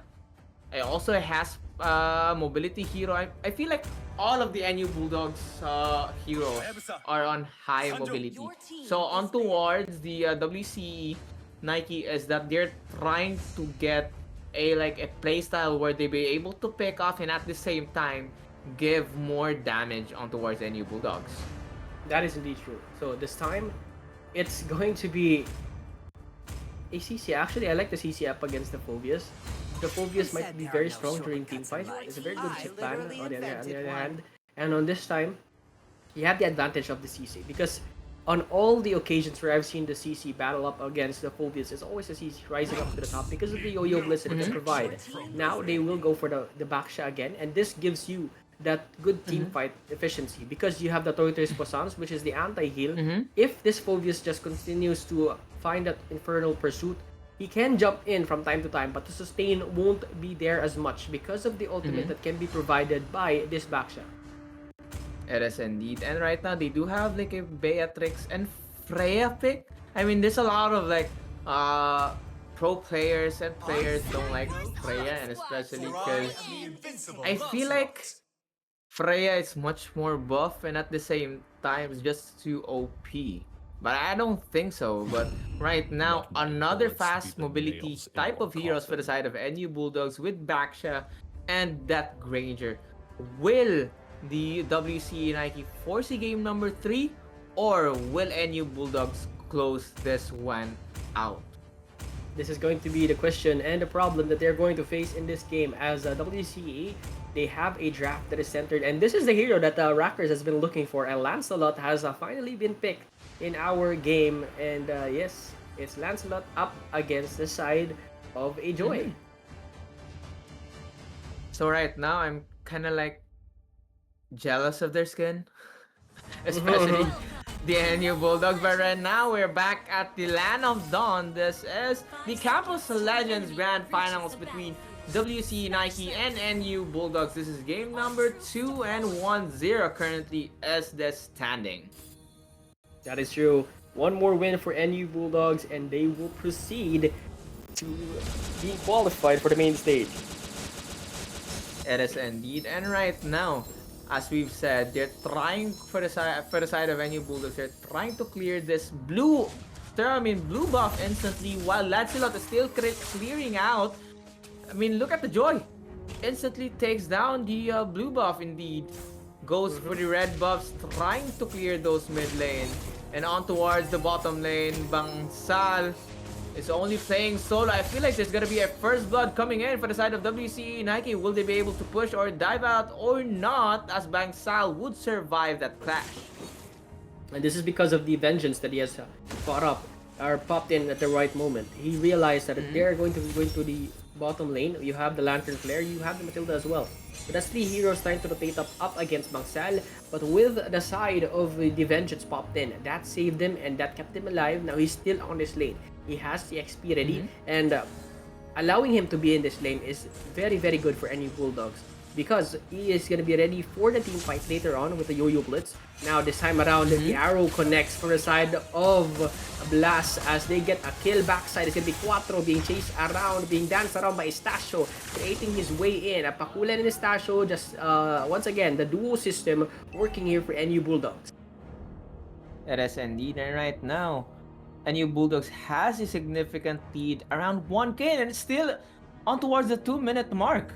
Because usually, we still have like a pretty even gold lead, but right now, NU Bulldogs, the fast rotation, the fast clearing of certain areas, especially with that George, and as they are trying to take this turtle one out.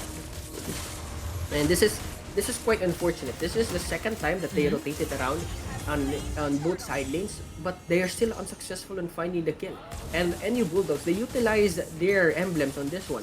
They got the flicker, they got the vengeance popped in just to find safety, and that's a good way to evade being shut down. And they are forcing them to move around the map a bit. He actually denies the arrow not being caught is Fate Meow. But once again, actually dodging every single team fight while claiming the golden resources is very good for NU Bulldogs. Herrero did not die. You have Bangsal that did not die. And you have the kill. And to think that WCE has a Matilda and they still have not found a kill is very problematic. NU Bulldogs were the one to find a kill first instead of them. That is indeed, and right now NU Bulldogs trying to pressure up WCE Nike because they know that WCE Nike cannot do anything beyond this point. And we are now on towards our 3-minute mark as NU Bulldogs would try to rotate. On the other hand, he's gonna be trying to go in. Estasio trying to use his ultimate, singing out loud as Jushin would go down instantly and burst down coming from the side of NU Bulldogs. Yes, sir. With electrifying beats, that was enough. Pakulan with the TPs already on in front of Cyan. Pretty confident right now. NU Bulldogs, they are not new to this type of scenario in a tournament. So this time around, Pakulan will just roll around, find some intel, find some vision, giving out information to his team that they are just here. Go farm freely on all different lanes. Now Crimson Cram will try to position himself in. Estasio is already in position, already popped in. His electrifying beat free blue tries buff. to go in with the circling eagle. Pakulan is already there, but this time it's gonna be on the side of Cyan to get the purple buff, and it's 8 seconds before this turtle will spawn, and they will have the upper hand again for NU Bulldogs, Rockers. That is indeed, and right now as NU Bulldog approaches the 4th minute mark, we have a 2k gold lead, almost 3k indeed.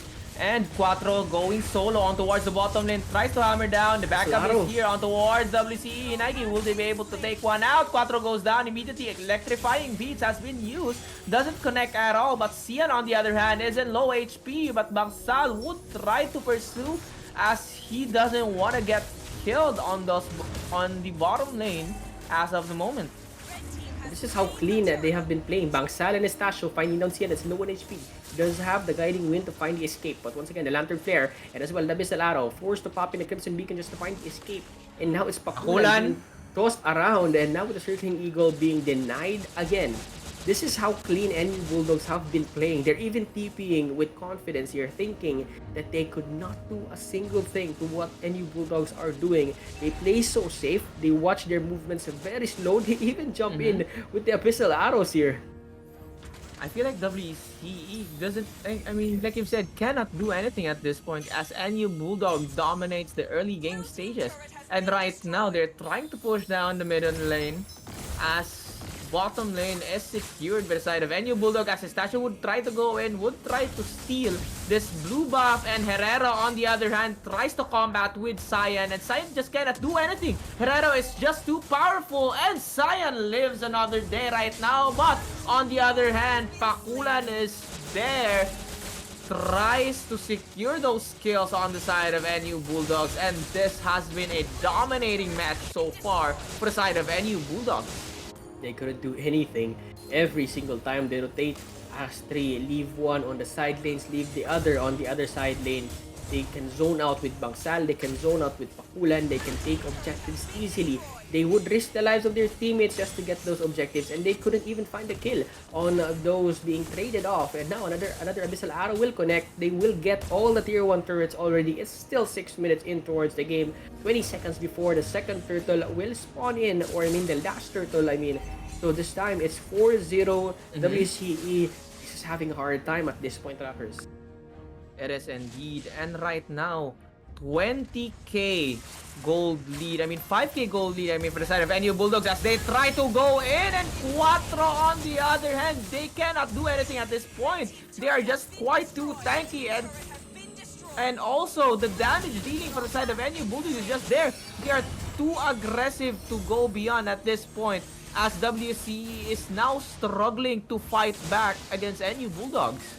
Pakulan is not even dead at this point. You have Herrero that already has a Sky Piercer, has 1 kill towards his name, by the way. Nobody has died yet for NU Bulldogs. They are still continuing the aggression. And this Zushin is just finding his ways in. Uses the Thorn Rose on his side and couldn't find. Once again, finds the Impale. And it's just straightforward NU Bulldogs dominating in this game. Abyssal Arrow being dodged by the Thorn Rose. But still, it's now 3 turtles on their names, 6 kills on their names. Nobody has died from the side of NU Bulldogs. Complete domination and safe play being deployed as of the moment. They kill another one, find the lift up on the Lantern Flare. Still, Pakulan is still alive with the Revitalize on his hands. And Rockers, this is just a one-sided game dominated by NU Bulldogs. WCE just cannot do anything. Like, they can't even go out. If they try to go out, NU Bulldogs would just try to burst them out. And right now, they are knocking on towards their doors and they cannot do anything. Killing spree on towards Herrero. It's just like a one-tap on towards their heads, and they are being marked for death on towards WCE. Nike, on the other hand, try to pressure on towards the bottom lane and on towards the top lane. I mean, there isn't even Lord, and right now, WCE Nike, they cannot do anything. It's really unfortunate to see that this is the state of the game that we are in. You have Herrero with the Death Sonatas hurting so bad right now. Even Cyan nearly dying from that, because you have the Sky Piercer with already 3 kills upon his name. With the Yo-Yo Blitz from Bangsal, he's going too deep in the rabbit hole, and this time around it's a tier 3 tower being attacked by NU Bulldogs. Another Abyssal Arrow will connect, but the certain Eagle will not be successful. Nearly dying on that end. 11 seconds before the Lord will spawn. Another Abyssal Arrow will connect.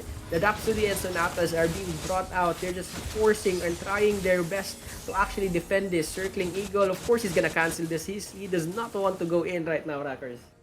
As of the moment, NU Bulldogs are just bullying and just toying with WCE Nike, because they know they have the upper hand, they have the damage, they have everything that they need in order for them to end this match right now. But will Bangsal go down? But immediately escape. I mean, up to this point, I don't even know on what should I do. I think I'm just gonna stand there all along. Yep. And with the Lord already in their hands, another Abyssal Arrow connects upon this Lancelot. But look at Bangsal, he's just toying with everybody that he comes across in this mid side. You have the towers that are in deep danger. Pops are not here. 10 minutes upon this game. Rockets are out. Bangsal up on the back lane with the Curtain's Call already committed, but the Circling Eagle hits down onto everybody, but there's no follow-up damage for WCE Nike. NU Bulldogs now in the advancement, trying to push down this bottom lane. Ladies and gentlemen, they are knocking in the doors of WCE. They go in, and Bangsal is in front. Pakulan as well. They can't catch the back lane, and this time it's gonna be the Abyssal Arrows. This might be it. Is really the threat here for the side of WCE, because right now another concealed play will be caught up in the fray. Bangsal in front. Oh my Death God. Sonatas. Crimson Beacon will not be useful at all. They chase down for more damage from the side of the guns, and the bullets for the side of this Ranger is just too strong. Herrero in front. Another Abyssal Arrow nearly hitting. Cyan is very low. They're all still alive. How are they alive? This might be it. NU Bulldogs, they lose one cart, but this time the cart is here. They will end this game, and NU Bulldogs will qualify for campus. The mains. the main Oh stage. my god. How is that possible? They will qualify for Campus Legends. They only lost one member, and that is from the side of Bangsal overcommitting. What a complete and a clean game that was, Rackers. I mean, Pakulan, he just couldn't die. I mean, That's true. everything that they do, Pakulan is just there standing, TPing out. And even though they were somehow managed to kill, it was the immortality giving him the strength and revitalized. I mean, Mm-hmm. it's just too one-sided. I mean, WC just cannot do anything because they just can't even go out on towards their own bases. They being hunted for NU Bulldogs. That is indeed true. That was an amazing game. Mm-hmm. And I have to say, congratulations to NU Bulldogs for qualifying for a main stage. And still, Mm-hmm. congratulations to WCE for reaching it this far in our tournament. GG's, they actually played a very, very good game. Showed up It on the is. time of the grand finals. And the Rackers, I have to say, good luck to the side of NU Bulldogs. They are not Mm-hmm. they are not like new to this. They are familiar faces when it comes to Mm-hmm. collegiate esports, especially internationally. So this is gonna be one heck of a game for NU Bulldogs to face. And what can you It say? is. It could be the reason why they couldn't actually touch anybody or they couldn't kill anybody for the side of NU Bulldogs from that game. I feel like WC Nike was just out draft because NU Bulldogs they know what they're doing. I mean, they're trying to play with their playstyle, and that playstyle is the aggression that dive in. I mean, that Baksha just couldn't die. I mean, if he goes in, the whole team goes in. With those Death Sonatas, the damage dealing from the side of NU Bulldogs was just there. Everything that they've got was just there. They were just toying with it, trying to stall out the game. Yep. And eventually, it was the end of WC Nike. That's true. But before all that, Wreckers, and before we head out, let's thank the following sponsors that made this event possible. The organizers, we have Cyber Athlete College Association, we have the academic partner Esports Academy, we have the official partners Singapore Tourism Board, the supporting partners of our tournament, we have Steed Gaming Accessories, Global Mm-hmm. Premium Hotel, which is Ibis Hotel, UOB Bank XM Studio, and we have the game partners, we have Moonton, and for later on, we have Street Fighter as well. It is sanctioned by the Philippine Esports Organization or PESO, and it is produced by Drop Zone and C2E4. And this has been an amazing day, ladies and It gentlemen. is. And once again, this has been us, my voice, your gameplay. This has been Dion, and I'm here with. Rackers bringing cosmic energy into your gameplay, and thank you for having us as your shoutcasters, and good night. Yes, sir. Stay tuned because later on we will have some Street Fighter 6, and it is going to be a lot of games. So stay tuned and watch those games out. This is us once again heading out. See you guys next time.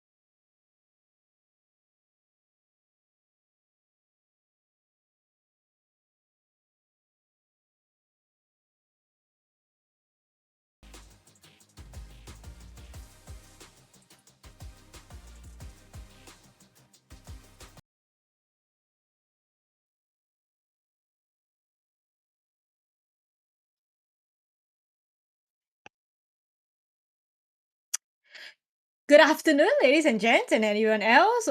Welcome to the Philippines Country Qualifier for Campus Legends. My name is Beverly. I'm going to be your caster for today's Street Fighter 6 tournament. All right.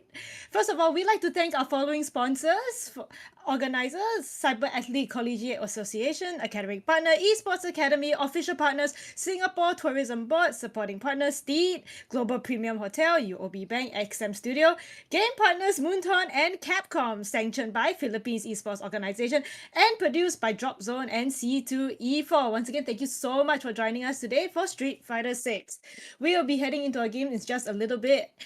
And we have our top four just waiting in the room going into games in just a few moments. If you want to know who they are, we have Dr. Wang Wang, Raziel, Bob PSD, and Guy 40. You guys make these names kind of hard to pronounce sometimes, you know. You could give me like something simple, please. But yes, again, once again, we're very happy to have all of you here tonight. We're going to see who will qualify for Campus Legends all the way from Philippines. All right. To be fair, I only know one player from this list. It is Bob PSD. I've seen him before. I've met him. He actually won a tournament in Manila a few months ago and was partially sponsored to go to Evo Japan and played there. I saw him at both. He's a really cool guy. I think he plays. I hope he's still playing Kimberly. I'm pretty sure he still plays Kimberly. For the rest, they are new names to me. I'm looking forward to see how they perform in this Campus Legends. They must be all really young, unless like you're studying at an older age, which is totally like valid. But yeah, otherwise, there is what's happening this month. I'm thinking. Okay, there's Evo France. If you're interested, there's Evo France. You'll be watching that. And don't forget, if you're up for it, there's also the upcoming China premiere down at Chengdu. It is probably the last qualifier we've for Capcom Pro Tour. So yeah, if you still want to try, get your tournament experience in, don't forget to sign up. And it might be a little easier for Southeast Asians to travel. I'll be there. I'll be there, and I will be able to see you guys if you are going to China. So it appears that we have some news that it will be delayed just a little bit. There has been some news that we are being delayed just a little bit. We might have to cut to commercial, but we will be back in just a bit. Don't forget, you can just chit chat, let us know who you're rooting for. If you have any friends, especially in Philippines, a big shout out to the Philippines community. Love you guys so much. They were really welcoming in Manila when I was there, and they have this big sense of camaraderie. In addition, a Filipino VHPP, he runs a bi-weekly tournament in Southeast Asia. It is Southeast Asian Fighters. Anyone from Southeast Asia is free to participate and practice up, try and get those seed points, not seed points, but like try and get your practice in, get those tournaments out. Again, every bi-weekly there is a Filipino Filipino Discord that you can join, and Reach PP is always out there. He's always linking that. They just finished one yesterday. We might have to cut to commercial break. Yeah. So give us a sec. Let's see. So I'm like typing.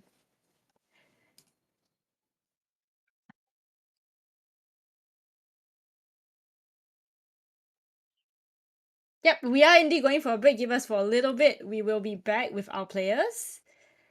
We apologize for the inconvenience caused.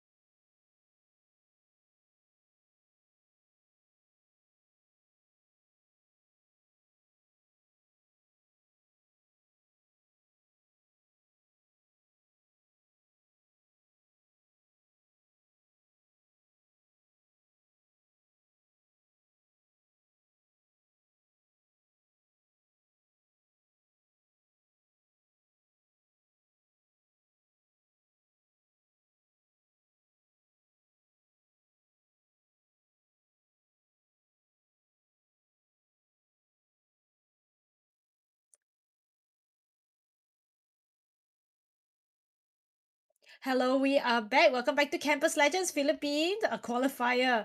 Again, my name is Beverly and I'll be a commentator for today. I'll be commentating all your matches that you'll be seeing in this stream. All right. Before we begin, let us thank our sponsors, the organizer, Cyber Athlete Collegiate Association, Academy Partner, Esports Academy, official partners, Singapore Tourism Board, supporting partners, Steed, Global Premium Hotel, UOB Bank, XM Studio, game partners, Moonton and Capcom. Sanctioned by Philippines Esports Organization and produced by Drop Zone and C2E4.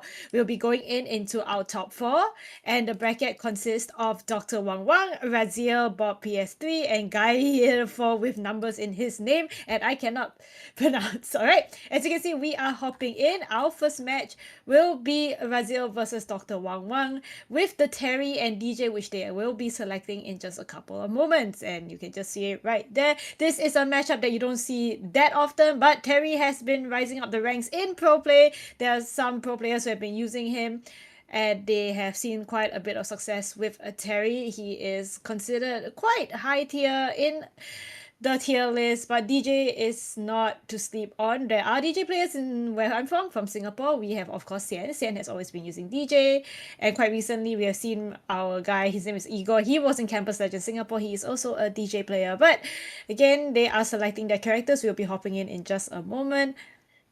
Yep, there we go. Very good at taking the time. They skipped the walkout. Okay, so these are two players that I have not heard of, but they are from the Philippines. Shout out to the Filipino gang. I miss you all. VHPP, Blue, Inari, Cyan, all of you guys that welcomed me in Manila just a few months ago. There we go. We can see a result is on the modern Terry. Definitely something that's not seen very often in a finals, but quite recently there was a modern ad who won set and reset in Europe called Yimbo. There seems to be a lot of air going on, air game going on. The whiff punish from Dr. Wang Wang. His spacing is really good. Does get the hit in, but doesn't quite finish. Oh, he just needed one hit. Again with the cross up. That's one game to Dr. Wang Wang. Okay, full screen. Just playing it. So playing the fireball game. Nothing too new here. Zoning out. Raziel whiffs his DP, whiffs the combo. There's a big punish for Wang Wang right there. Into the corner, Raziel goes. This is very dangerous. DJ in the corner. He burns himself out. Does he have a level 3? Oh my, I can see the sponsors are blocking the super bar. There we got a wake up level 3. Oh, it misses. This gives Raziel a chance. Oh, he misses combo. Wang Wang makes it out of the corner. Nice slasher, could do it. That's it. That's the first game for Dr. Wang Wang.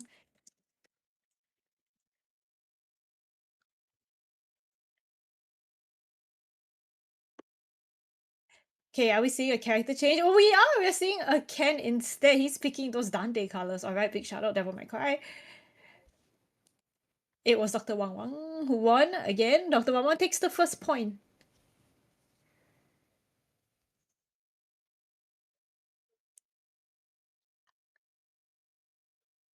So seeing the Ken swap again on modern, it looks like Raziel is a dedicated modern player. Okay, going for the kicks, going straight to the corner. There we go, the hit. The counter hit, okay. Big damage one more time. The little sway. Little frame kill. Again, a low. Well, where's his combo? Wakes up DP, easy, quick. 20-second game for Dr. Wang Wang. The instant slide, wake up. Okay, alright. Hey. Hello? My game? I can hear what's going on, kinda.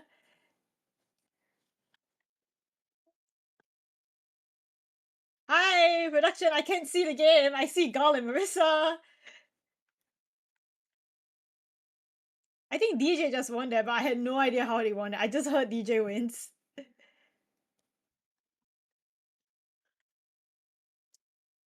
I think our screen is like Omega frozen. Give it a second, we're fixing it. Production!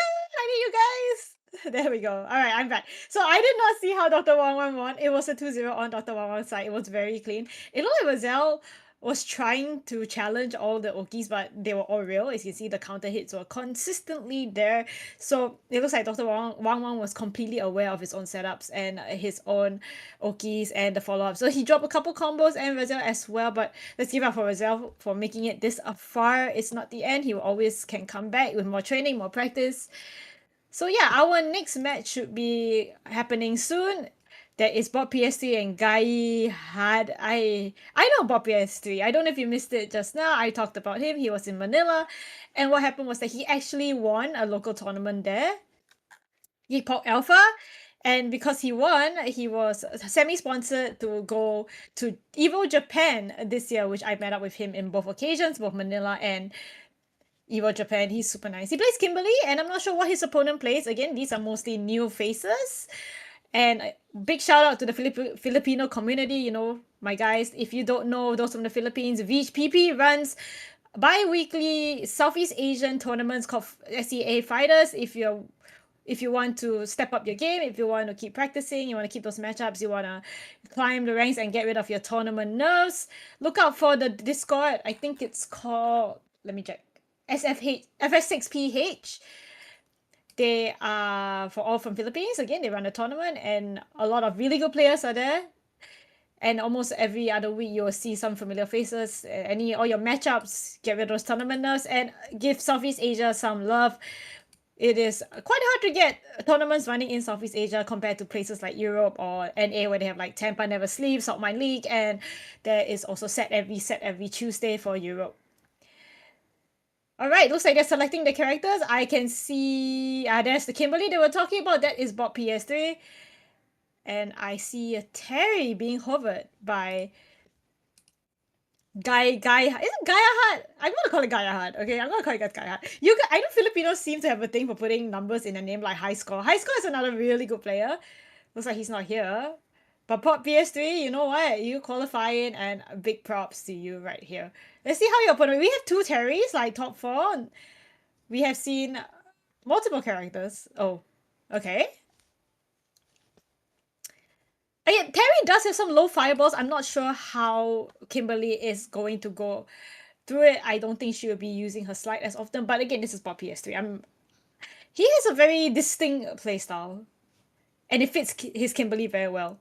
Okay, round stop. But Naka was not spaced properly, so that gets a free counter hit for punish counter from Bob PS3. Going for the Kimberly corners carry. Bomb setup, double bomb setup. Absolutely nasty. No way out of that one. I love that. Love the fact that he waited for the second bomb. That is massive damage. My goodness, that is a crazy setup. The cheeky overhead.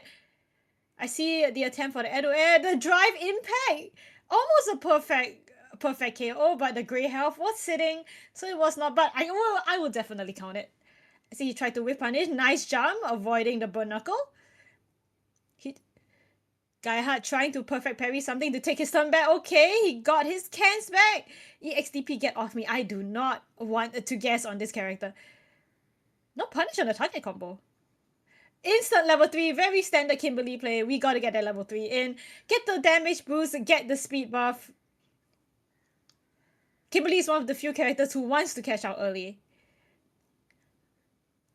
Gaihard looking low on the drive. One wrong block. That's can set up.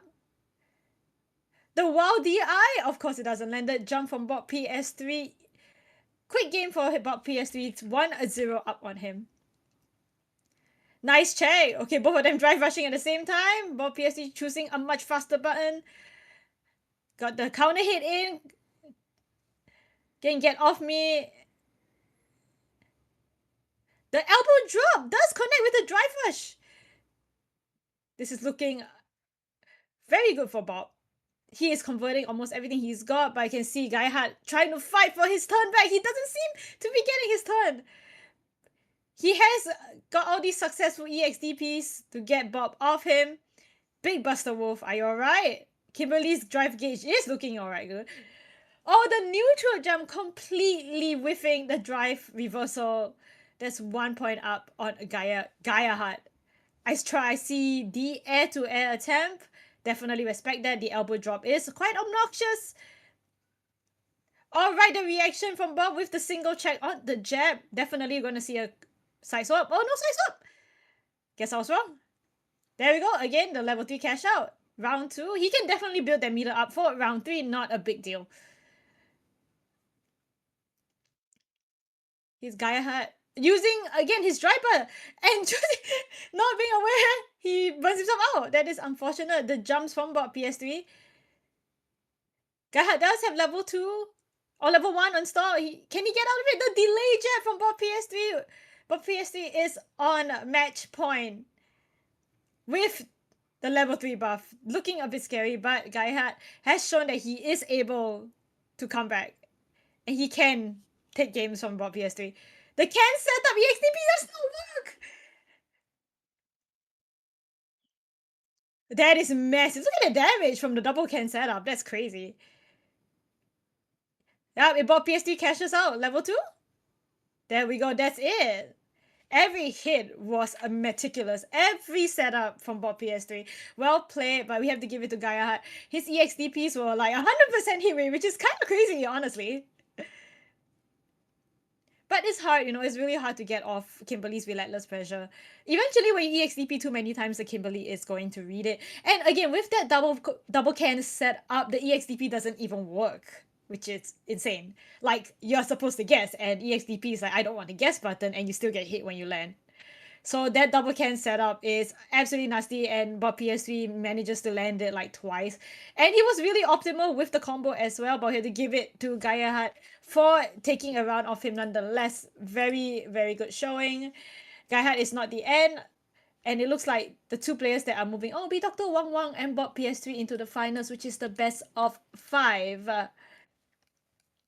Well, now that I know these players a little bit more, it'd be nice if we could see them like in tournament plays. Like I would love to see Raziel and Gaia Hart in the Philippines. I wonder if they're in the Philippine Discord, but it would be really nice to actually get some games with them. And I'm sure there is time with the such a bonded. Philippines are pretty bonded guys. You know, they really practice each other a lot and they give each other loads and loads of advice. I've seen people like my friend Blue who has improved tremendously with the help of his own community. And yeah, really fantastic stuff. We are going to cut for a really quick break while our finalists get ready for their best of 3 to qualify for the Southeast Asian Skoga Campus Legends. All right. So we'll see you in a bit.